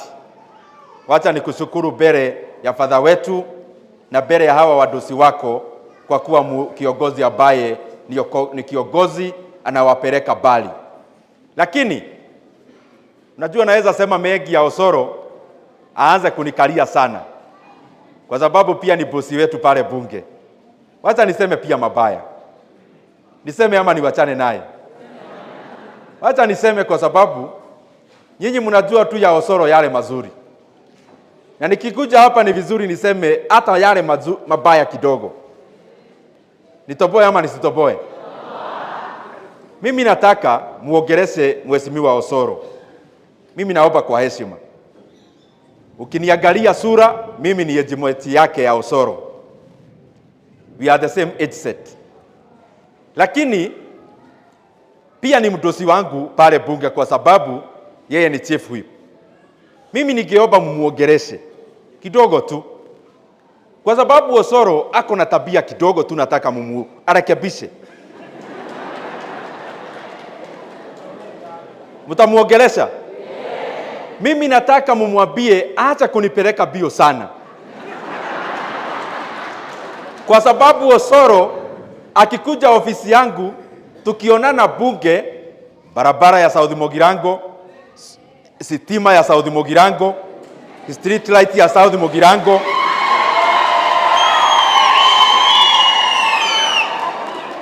wewe Osoro, kwa nini unataka uchukue budget ya Kenya mzima ulete S.Mugirango? Mtamuongeleza awache?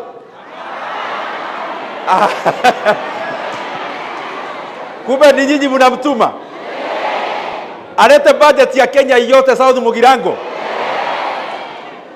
Mimi nilikuwa nafikiria ni mambo yake, kumbe ni yenu yote. Lakini Osoro, wacha kidogo, hata kama ni ya Nyakudi, hata yeye anataka budget bwana. Mumemtuma alete barabara yote hapa na stima yote hapa. Ndugu yangu, pole sana, nilikuwa nafikiria unakosa. Nimeona kumbe ni wadosi wako unafanyia kazi. Lakini kuongea ukweli, ni vizuri niwaeleze hapa mlichagua shujaa. Ni kama mnajua kuangalia maneno nyinyi watu wa S.Mugirango. Kwa sababu Osoro hata wakiwa na rais wetu Mheshimiwa Dr. William Ruto, ni vigumu sana usikie anasema maneno yake ya binafsi. Maneno Osoro anasema kila wakati ni maneno ya kupeleka constituency ya S.Mugirango na pia Kisii County mpaka pale Nyamira yote, anaongea maneno ya maendeleo ya region yote. Na kwa hivyo nyinyi, nataka niwashukuru sana kwa kupea rais wetu kijana supavu ambaye hatetei kwake peke yake, anatetea hii region yetu yote ya Kisii County na pia Nyamira County. Na nikiwa hapo niwashukuru sana Wakristo wote wa tabaka, kwa sababu tumekuja hapa na rais safari mingi. Hata wakati ya kabla ya kura, mimi nilikuja na tukiandamana na rais na tukakuja tukawaomba kwa heshima. Na mimi nataka niwashukuru sana kwa kupea rais wetu nafasi na kumchagua akakuwa rais wa nchi ya Kenya.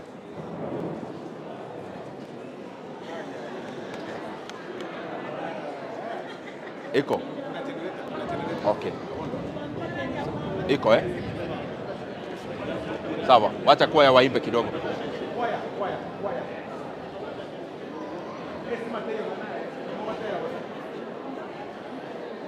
Yeah. Okay. Wacha. Kuna generator? Kuna generator. Sawa. Wacha kwaya waimbe kidogo.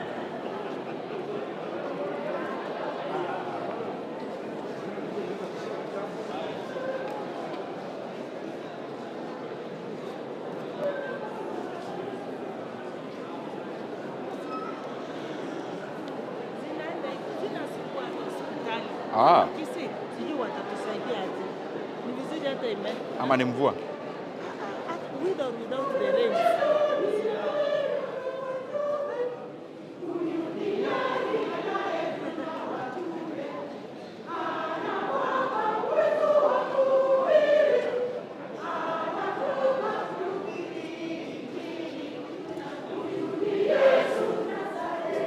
Tunaanza, wacha tugoje irudi.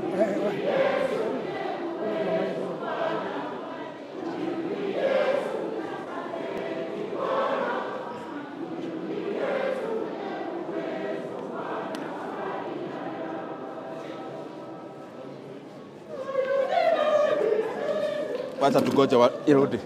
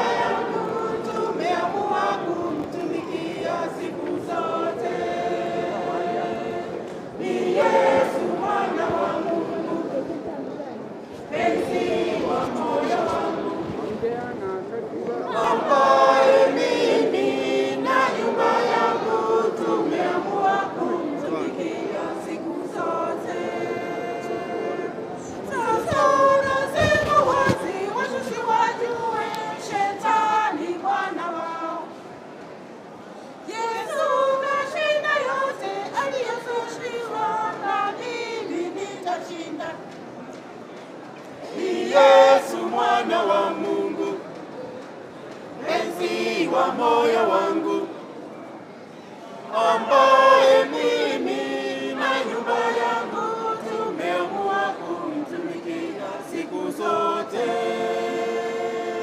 Ni Yesu mwana wa Mungu, mpenzi wa moyo wangu, ambaye mimi na nyumba yangu tumeamua kumtumikia siku zote. Sasa nasema wazi wazi wajue, shetani bwana wao. Yesu ndiye ukweli, njia ya uzima, njoo kwake uwe huru. Ni Yesu mwana wa Mungu, mpenzi wa moyo wangu, ambaye mimi na nyumba yangu tumeamua kumtumikia siku zote. Ni Yesu mwana wa Mungu, mpenzi wa moyo wangu, ambaye mimi na nyumba yangu tumeamua kumtumikia siku zote.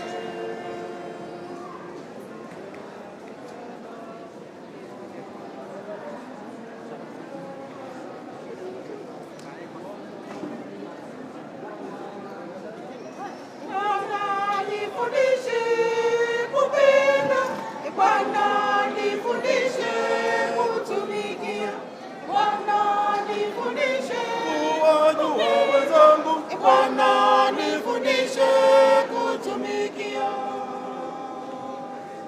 Njoo turudi kuwajua watu, kusudi nisifahamu shida zao, usiwape kazi kubwa kutafuta njia ya kuieleza shida zao.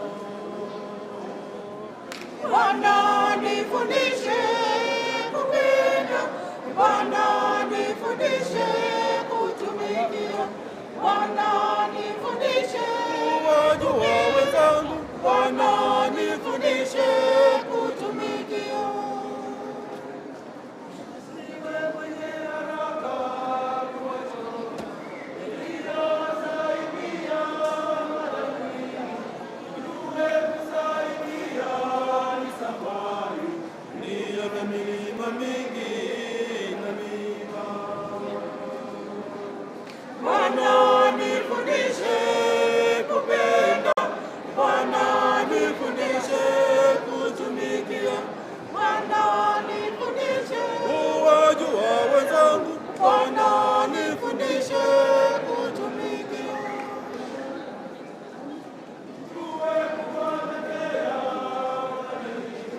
wasipotendeka hali iliyoona, maana hawakuwa mahali hao, ilikuwa hivyo kusudi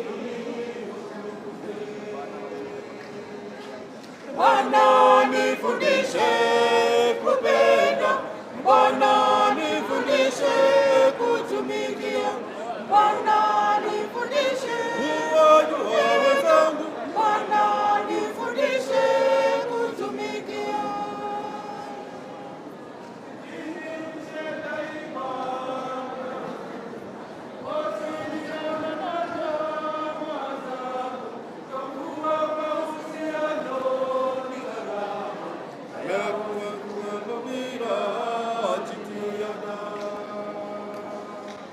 Bwana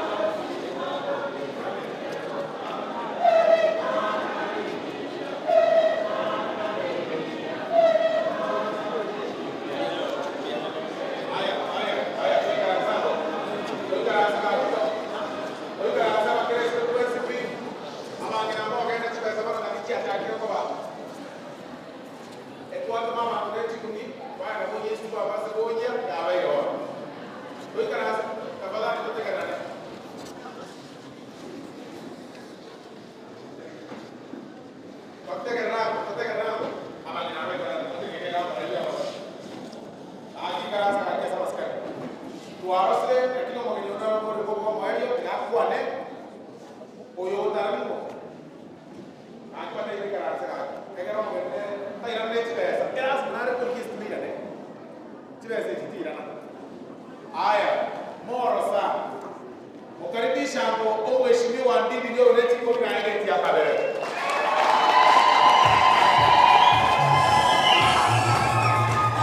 Haya, asante sana Mheshimiwa Osoro. Mimi naona shetani ameshindwa. Si ameshindwa kabisa? Na mimi nashukuru sana tena Mheshimiwa Osoro. Na mimi hata naona generator hata inaongea vizuri. Hapo before sikuwa nasikia kama hii microphone ilikuwa na hii sauti hivyo. Sasa ni kama imeongezeka zaidi. Haya, Buyamuri naende. Nyasaye no muya. Chiga kitiyonsi. Asanteni sana. Father, tumeshukuru sana kwa nafasi ambayo umetupea ya kunena na hawa wadosi wetu. Na nilikuwa na waeleza ya kwamba mlichagua mbunge ambaye ni mbunge mzuri sana. Anawatetea Nairobi na sio S.Mugirango peke yake. Anatetea Kisii County na the entire Gusii region. So Mheshimiwa Osoro, unaweza kuwa miaka iko michache, lakini kwa maneno ya uongozi, ile hekima Mungu amekupea ni hekima ya juu sana. Na mimi nataka niwashukuru hawa wadosi wako ambao ni wananchi wa S.Mugirango kwa kupea wewe nafasi na kupea pia rais wetu sujaa ya maneno ya uongozi. Ya pili, mimi ningetaka niseme ya kwamba kuna mambo mengi sana ambayo tunajikaza sana kufanya kama serikali tukiongozwa na rais wetu His Excellency William Ruto. Na ni vizuri niseme ya kwamba mimi na Mheshimiwa Nyakundi Japheth huwa tunashikilia rais wetu kwa maneno ya kupanga uchumi ama katika budget committee. Na katika hayo ni vizuri niseme tu machache, kwa sababu yale tunaona sana ni ile magumu ambayo iko, na sisemi haiko, pia hiyo iko. Lakini tukipatana na wadosi wetu ambao ni nyinyi ambao mumetupea nafasi, ni vizuri tunawaeleza yale tunafanya kwa mambo ya kupeleka Kenya mbele. Ya kwanza, ningetaka niwajulishe ya kwamba tuko katika taratibu ile tunaita ya supplementary budget. Katika the last 3 days tumekuwa na Mheshimiwa Nyakundi na budget committee tukikarabati budget yetu kwa ile tunaita supplementary budget. Na katika hiyo tumeweza kuongeza pesa kwa elimu ya watoto wa Kenya. Katika hiyo supplementary budget tunapeleka pesa ya elimu ya Kenya itapita 30% of our budget. Kwa sababu tumewekeza pesa ingine, ile iko kwa budget tumeongeza ingine katika ile mfumo ya JSS. Kwa sababu tunataka watoto wetu wakifungua shule, wale ambao wanaingia JSS, wazazi wasibebe mzigo kubwa, na ndio tumeweka pesa mingi kama serikali ndio tushikilie CBC na haswa JSS capitation. Pia katika hiyo budget tumeongeza pesa 3.4 billion shillings ambayo ni ya kutengeneza darasa na kutengeneza laboratories katika JSS zetu. Na katika hiyo pesa tumebadilisha vile itajengwa, na tumepea hiyo pesa CDF zote za Kenya, zote 290. Ndio wataweka hiyo implementation ya kujenga laboratories na infrastructure katika shule zetu za junior secondary schools. Pia tumeweka pesa ingine juu katika Higher Education Loans Board, kwa sababu tumekarabati elimu ya Kenya, elimu ya juu. Na katika hiyo elimu ya juu tumesema wale watu ambao wametoka familia kama zetu mukitulea, kama Osoro akiwa student, ambazo tumetoka familia ambazo hazikuwa za mapato ya juu. Tumesema hata hao wazazi ambao wana struggle na watoto wao wakipita, tutawaangalia. Na ndio maana tumekarabati tena ile mfumo ya higher education. Na tumesema tunaongeza fedha zingine, actually over 5 billion shillings, tunaongeza katika mfumo ya higher education, ndio to take care ya wale wanafunzi wanatoka familia ambazo hazina mapato ya juu. And I can assure wale wazazi ambao wako hapa S.Mugirango na wazazi wote wa Kenya, wale watoto wao wanapita shule za secondary wakienda universities, serikali ya Kenya tumeweka pesa ya kutosha. Tutakuwa tunalipia wanafunzi 45,000 wanaingia university, wanasoma bila kulipa karo yoyote. Pia tumeweka pesa katika TVET kwa sababu tunataka wengi ambao wanaenda katika TVET wanatoka familia ambazo mapato iko chini, pia wao wanasoma bila kusuburiwa maneno ya karo. Na hawa wengine ambao pia wanalipa, watalipa kidogo, na pia wanapewa loan ya serikali kubwa, na wale wengine wanapewa sponsorship ama scholarship ya serikali ambayo ni kubwa. Pia ni vizuri niseme tuko na a new model ya maneno ya afya, na ni vizuri niseme rais wetu amelaunch hiyo mfumo last month, na ni vizuri nieleza nikiwa hapa. Mnajua katika NHIF ambayo tumekuwa wale wanalipa chini zaidi walikuwa wanalipa shilingi 500. Sasa rais wetu amezidua ambayo inaangalia mahasla wale kabisa hawana nafasi ya kupata hiyo 500, na tumepunguza from that 500 imekuja mpaka shilingi 300 peke yake per month. Na sio hayo peke yake, tumesema katika wenzetu wa Kenya wale hawana nafasi hata ya kupata hiyo shilingi 300, serikali ya Kenya itakuwa inawalipia hiyo shilingi 300 katika level 1, level 2 na level 3 hospitals. Wakenya wote watakuwa wanaenda wanatibiwa na wanaenda nyumbani bila kulipa chochote hata ya dawa. Katika hiyo mfumo pia ya afya, serikali ya kuu wakishikana na county governments tumeweza kurecruit 100,000 community health promoters ambao pia saa hizi hapo bereni hawajakuwa kilipwa chochote. Sasa watakuwa na kamshahara kidogo, na watakuwa wanatembea katika maboma, wanapima mtu vizuri, wanaona kwenye shida iko, na wale ambao wanahitaji kushughulikiwa hapo watakuwa na bidhaa hata dawa ya kuwashughulikia. Tumeweka pesa katika barabara zetu, tumeweka pesa katika kupeleka maneno ya stima mbele, na tumeweka pesa katika miundo msingi yote ikiwemo ile ya ICT. Haya yote nimeeleza kwa sababu hata wewe kama mzazi ukipea mtu kazi katika shamba yako, anakuaga ni jukumu yako kukueleza ile kazi ambayo anafanya. Sisi kama viongozi, we are your servants. Sisi mmetuajiri kazi, na tukionana na nyinyi ni vizuri tunawapea report card ya ile kazi ambayo mmetupea.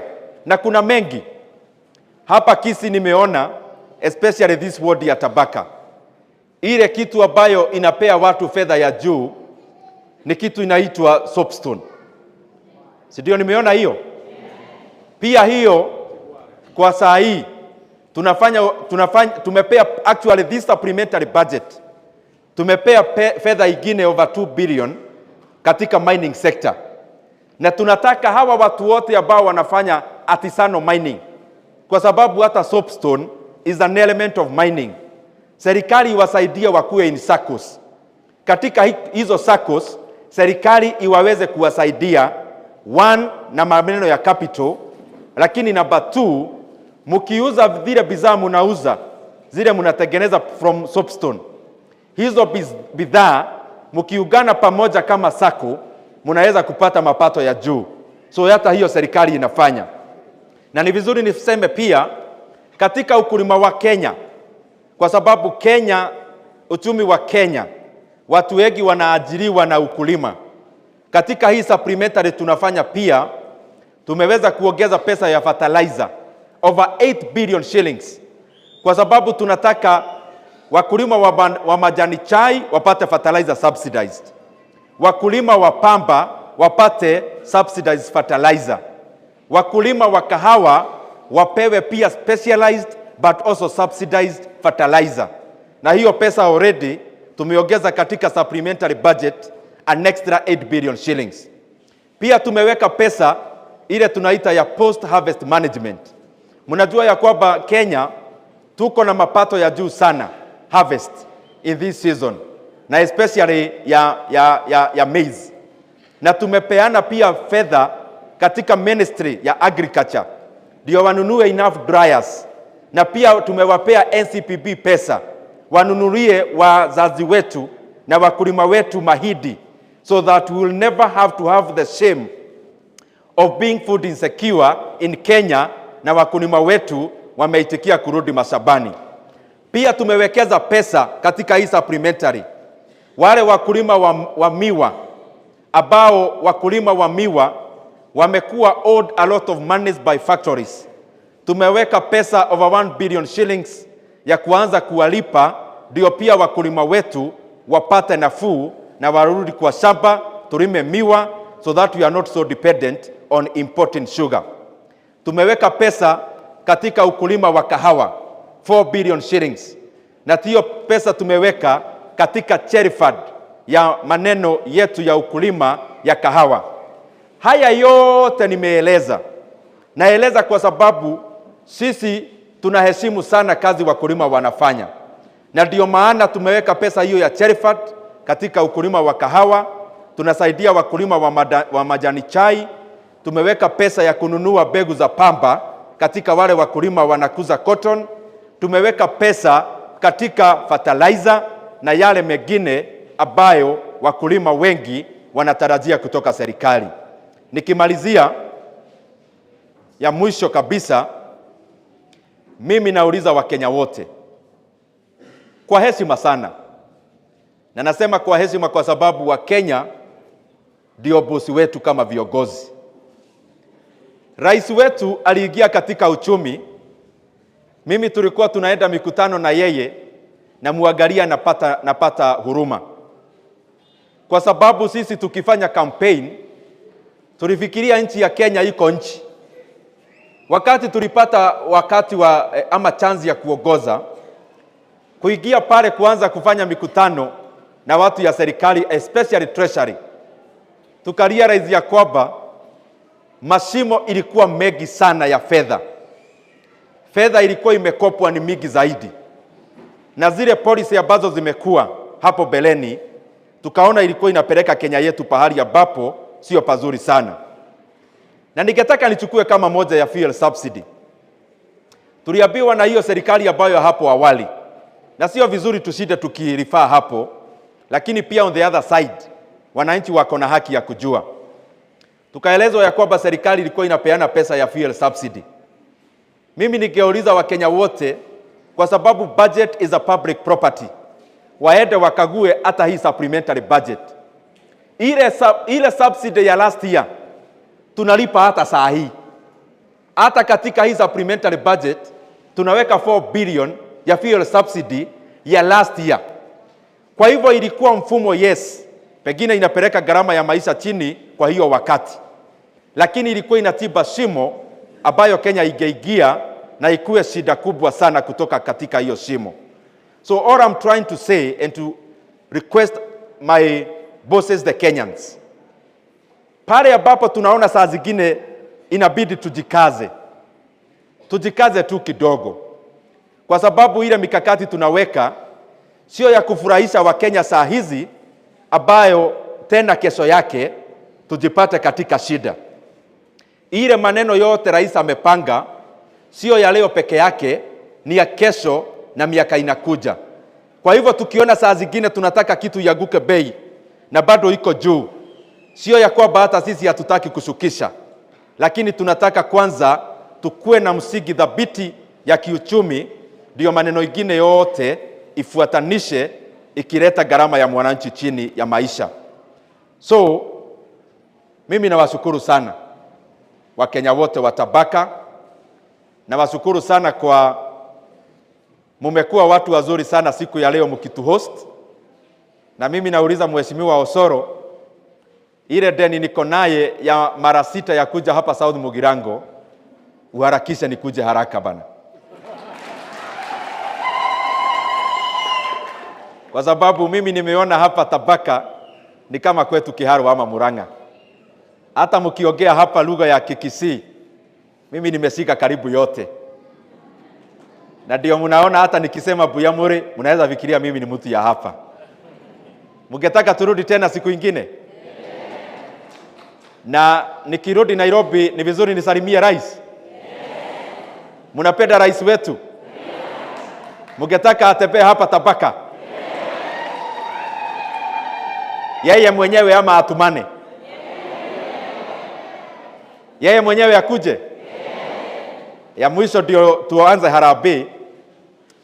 Najua jana nimeona mzee jirani wetu hapa akisema ako na dozi ya next week ya maneno ya G2G program ya government ambayo inaangazia kuleta bei ya mafuta chini ama gharama ya mafuta chini. Na mimi nataka nipongeze yeye sana kwa kusema next week atasema maneno ya fuel na especially hiyo G2G government program. Sasa hawa watu wa opposition wameshika kazi yao kabisa. Kazi yao ni kukosoa serikali. Na vile wanafanya kukosoa ndio mzuri zaidi. Ile tulikuwa tunatofautishana nao ni kusema unakosoa serikali na kurushia Mkenya mwingine mawe. Mimi nawashukuru sana wameacha mawe. Kwa sababu ukiongea maneno hawezi umiza na maneno haifanyi biashara ya Wakenya ifungwe. Mimi ningewauliza waendelee na hiyo kazi ya opposition. Na wakati tunataka pia tunaweka mikakati yetu laini kama opposition across the world, opposition must always fashion themselves as a government in waiting. So wakikosoa serikali kwa sababu ya maneno, ni vizuri pia wanakuja wanasema sisi tungefanya hii ndio maneno ikuwe mzuri zaidi. So tunawakaribisha waendelee na hiyo kazi ya opposition na hawasiitikie tena kurudi kwa streets kurushia Wakenya wengine mawe. Na pia nashukuru sana rais wetu alifanya ile State of the Nation address na hakudanganya Wakenya. Rais aliwaambia Wakenya kwenye nchi iko. Kwa sababu nchi ni yetu sisi wote. Ni vizuri tunaelewa kabisa nchi ya Kenya iko hapa kwa sababu ya this reason and the other. Na pia nashukuru sana alieleza haya yote nimesema. Yale tunafanya ya ukulima, yale tunafanya ya viwanda na yale tunafanya wa Kenya kwa zile nadhifa tunashikilia, we will do our best to push our economy forward. Hiyo dozia ianze na ile serikali wakati walilipa subsidy. Ni kampuni gani ilikula ile pesa mara ya kwanza, kampuni ya pili, ya tatu, alafu afikie sisi. Asiseme ya saa hii ajisahau yeye na yeye alikula hiyo wakati ingine. Ndio tuweze, unajua wakati umejaza tumbo yako, ukiona mtu wako njaa, akisema yeye ako na njaa, unafikiria yeye ni mwenda wazimu kwa sababu wewe umejaza. Ni vizuri tuambiane ukweli. Hii maneno ya subsidy maneno ya fuel challenge na wakati subsidy ilikuja ilianza katika maneno ya handshake. Tukiongea hii shida yetu ya G2G ya saa hii yenye serikali inajaribu kujikakamua ndio iweze kupunguza bei ya mafuta, tafadhali tuambie pesa ya subsidy ya last handshake ilienda kwa kampuni gani, nani alibenefit, kwa sababu wananchi bado wanalipa hiyo deni hadi wa leo. Hata saa hii kwa supplementary unasikia imewekwa 4 billion ya kulipa ile madeni ya last time. Hiyo deni nani alikula? Kwa sababu hata sisi tuko na hiyo dozia ya commission. Wale walikula commission, wale walilipwa kampuni zao na wako hii Kenya. Hiyo ni vizuri tuambiane ukweli. Aya. Sasa wacha tuende kwa mchango. Mheshimiwa Ndindi, hapa tuko na leta kikapu hapa. Nataka hao wote watazindikisha. Kanisa ilichanga 600,000. Mnasema namna gani? Mimi wewe wale wa jamaa wako na pesa ya kwa mfuko, hebu leta. Leta hiyo pesa nikuambie ndio tukuje kwa chief guest. Ni vizuri nifungue. Aya, keti hapo wewe. Keti hapo. Aya. Waheshimiwa wa County Assembly. Okay, tutakuja hapo. Wacha tuanze wageni. Waheshimiwa ambao umekuja hapa, tunataka mtuzindikishe. muzindikishe hii pesa ya kanisa kwanza, alafu nitapanda kwenda juu. Hebu nione waheshimiwa wageni wote kabla sijakuja kwa former MCS. Njoo omo basi njuga mochokoro. Njoo mtu support mutoe, njoo tupange laini hapa sisi wote alafu tukuje.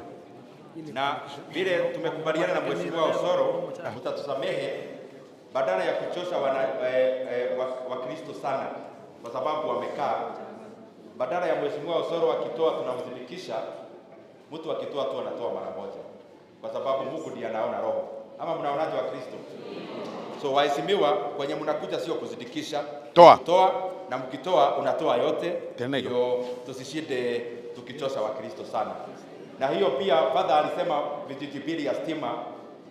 Mimi nitaongea na rais na najua hata kataa hiyo maneno. Ulisema 2 villages ya stima, upatie Mheshimiwa Osoro only 2 months, atakuwa ameweka stima hiyo vijiji mbili.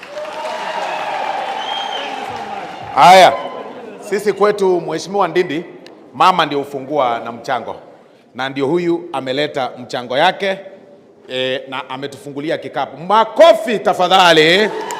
Sasa tumefungua. Kila mtu apange laini alete mchango yake tafadhali. MCS, viongozi wote, kila mtu. All the MCS. 15,000. Mocho korubo basi. Okobori obojibe bwabo basi. Acha go support. Otoire 15,000. Omheshimiwa koru nyati Kegogi ward. Otoire 10,000 shillings. Moma itukwa kanko binu. Nchubwango tokole bwango. Omheshimiwa korubogia kumu. Otoire korubogia kumu Ismail 10,000 shillings. Omheshimiwa korubogisero Vincent otoire 10,000 shillings. Mwate bani. Ebate bani aba. Omheshimiwa Dolphin Bwari otoire 10,000 shillings. Omheshimiwa Joseph Woroko Korugetenga ward Seitoga Bogirango otoire 10,000 shillings. Omheshimiwa Amos Onderi Korubo Kimai Bokimonge otoire 10,000 shillings.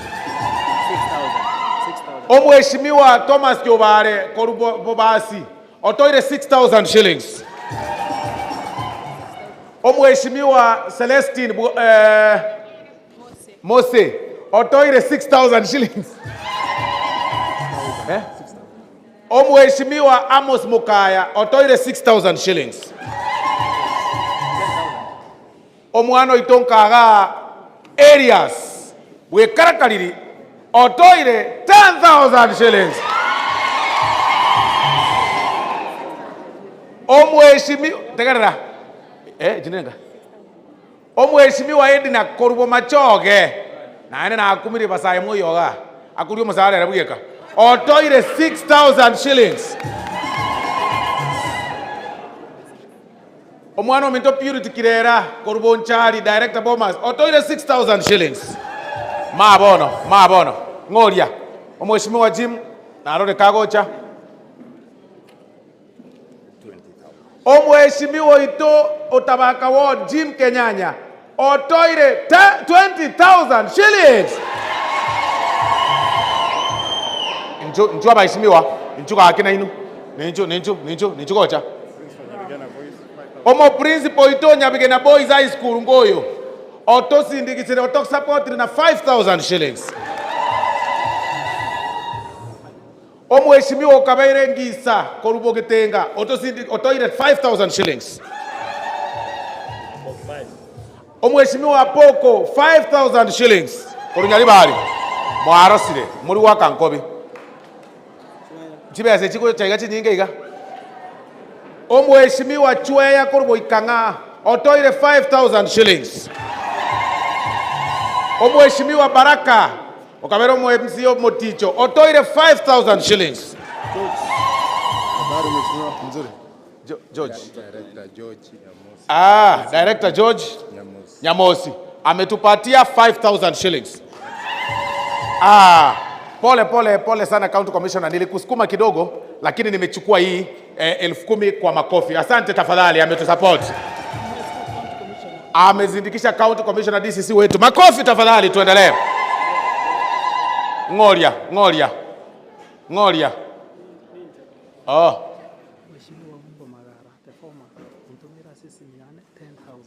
Omweshimiwa Omingo Magara otomeire father mumaito Omingo Magara aigana honka otomeire father 10,000 shillings.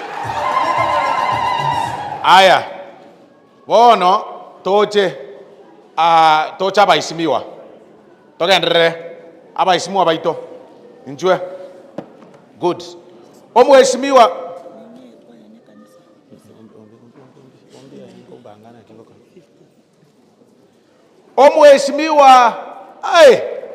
mongino mongaini yani ngwe kare kari ore town county engima nandi gwachaga nandi nagotebe tumubosokano igoro maragoba nandi kwari ngomuchango last week county nene kwamanyire gwe kare kari watoire 50,000 Kenya shillings.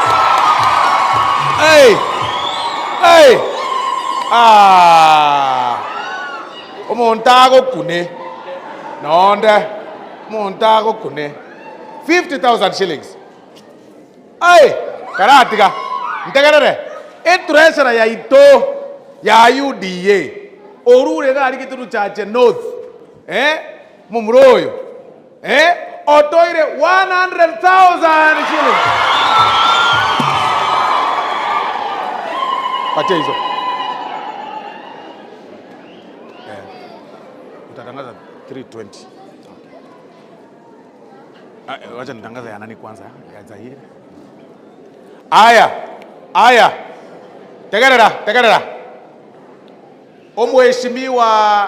omweshimiwa Zahir janda ngumbware tanyare tiko ikaga omweshimiwa Alpha Miruka ni garwarete ni kaigubo berero ngochare ngega uigubobe oyena nyagitari nera nantomera chibesa. Omweshimiwa Onchoke korubonchari ngochare ngenera nantomera abo bantomera ne chinde mbugatega na abekire ngayori na abeka ngori na abekira tutashira nore nako bekira chibesa ngayachi na kwatamire na abekira chibesa echi antomera nako bekira 120,000 shillings cyabasani banabwe na atoire nako bekira wachinyorire aya ne chinde ngechi echi ne chiane aya na yeye mheshimiwa wetu Mheshimiwa Silvanus Osoro, kijana na kazi, Chief Whip wa National Assembly ya Kenya na rafiki wa president wa Kenya na ni ndugu ya Ndindi Nyoro 270 ameleta 270 tuweke roof katika hii kanisa ya Tabaka 270 pesa shilingi 1,270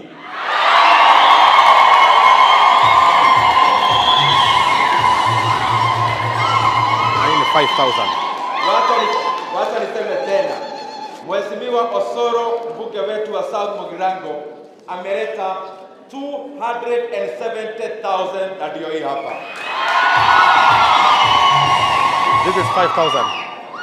Hii imezindikishwa na 5,000 mheshimiwa ametoka. Na amezindikishwa na mheshimiwa ametoka hapa, amemzindikisha na 5,000 shillings. Unazindikisha mwisho. Sawa, kutakia basi. Kuja.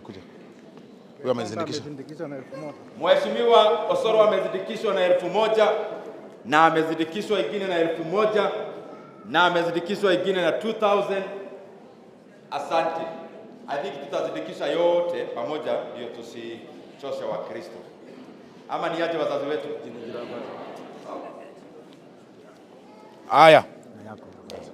Aya. Kwa hivyo sisi tumeleta hapa 270 na wa marafiki zangu mtapiga hiyo hesabu. Mwake hesabu hiyo zipimanya ile ngane karakari. Usema roho wametoka yake. Alafu sasa tunataka sasa tufike kwa mgeni wetu wa heshima. Mgeni wetu wa heshima. Mgeni wetu wa heshima. Omogeni bwesiko. Omogeni. Omogeni. Moroche mnabekete suti. Moroche mnabekete suti. Ndindi hawa wananiambia kama haungekuwa umeoa kama ungekuwa umeoa wangekupatia msichana wetu hapa, si ndio? Lakini ni vile tu haina shida. Hivyo ndio wameniambia hapa, na wamesema suti smart ametuletea. Sikiza. Yeah. Mbwata tingo gaki. Ngoja. Mheshimiwa wetu ametuletea mama ita 100,000 kekoro kwa. Mama ita kekoro kwa.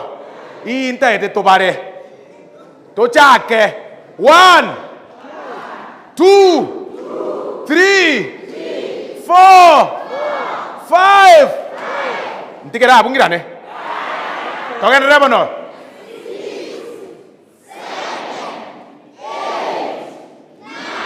Ametuletea 1 million Kenya shilling.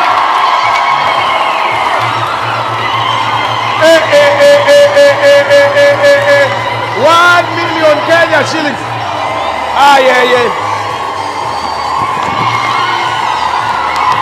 Bioi 1 million Kenya shillings.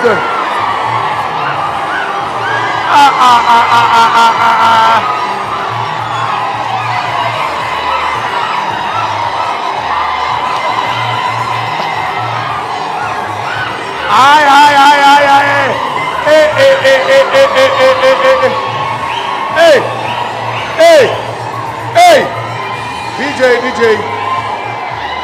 Amesema ngoja. Mheshimiwa Ndindi amesema lazima hii kanisa ifanye nini? Ametupatia 1 million na amesema ile siku ingine nikipanga tena.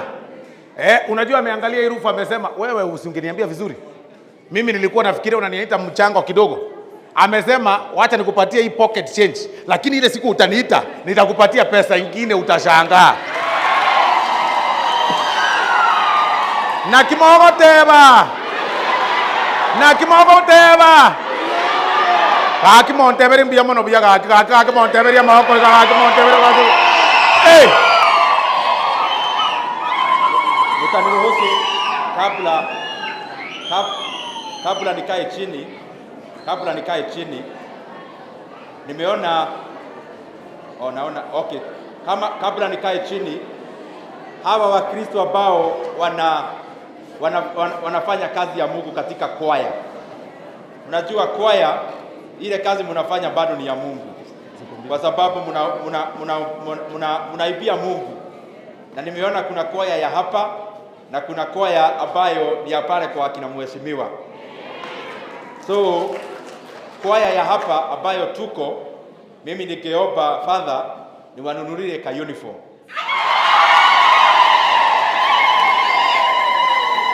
Alafu ya pale kwa kina mheshimiwa tutaongea na yeye, atakuja kuwapea ripoti. Lakini kwa kwaya ya tabaka Father, ningeomba hii sio isiende kwa roof, iende kwa kwaya ya hawa wanakwaya 100,000. Aya. Tegarra.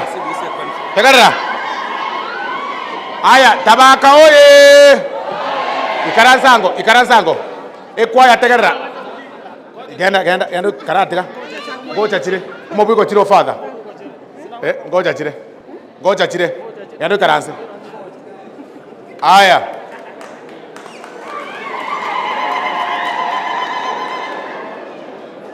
Tegarra. Ekwaya. Ekarona acha tegana batebeti ngani chembaligeri chi uniform. Mwaka ndi na rikurusie chi anechi chi acokire mae. Twakuranire. Omagere na baretera twakuranire. Bona tukubange kwaya ya Nyabigena. Gose bara bamito gake. Eye twara kuranire raundi eye. Wake raundi ende. Mheshimiwa Ndindi Nyoro, tunataka kuchukua fursa hii kukuambia asanti sana. Mheshimiwa Ndindi, tunataka kuchukua fursa hii kukuambia asanti sana. Wewe ukitukaribisha, MCAs wameniambia watakuja wote. Wote tutapangana gari mpaka huko kwenu. Wabunge wameniambia tutaenda sisi wote. Tutatoa pia namna hiyo. Ile challenge umetupatia hapa. Ile challenge umetupatia hapa kabisa tumeshukuru sana. Tumeshukuru sana. Abantu baminto. Tia itabona tukorerega abo tubataimbiya mono na hawa wameniambia kwa sababu ya furaha wako na zawadi yako kanisani hapa. Nilikuwa nimeelezwa hivyo. Kuna zawadi yako ya kukuambia asante, na sijui kama ni hapa ilikuwa inaletwa, ya kusema mgeni wa heshima asante. Hebu hiyo zawadi ije tafadhali. Hiyo zawadi ije. Usemu hata bata mwe zawadi. Zawadi ije tafadhali, tafadhali ije. Zawadi ije. Zawadi ije. Mheshimiwa Ndindi Nyoro. Ibera kwa nyora. Aya. Mheshimiwa Ndindi Nyoro. Hizi mbuzi ambazo huyu ameshika zikiwa mbili, zikiwa mbili. Hizo ni zako. Patia Mheshimiwa Ndindi Nyoro hizo mbuzi kabisa. Mheshimiwa Jafet Nyakundi. Hii mbuzi moja kwa sababu umetoka Bogetutu na umetusupport ni yako. Hii. Mheshimiwa Donya. Hii mbuzi nyingine inakaa madam ni yako. Inakaa madam kama wewe. Ni yako. Waheshimiwa MCAs, tuko na zawadi yenu. Vile mnatoka namna hii, kila mtu anabeba ndizi moja hapa akiweka kwa gari. MCAs wote kuna ngoja. Watu wa mbuzi tokeni sasa. Wewe hii fraka sitaki hapa.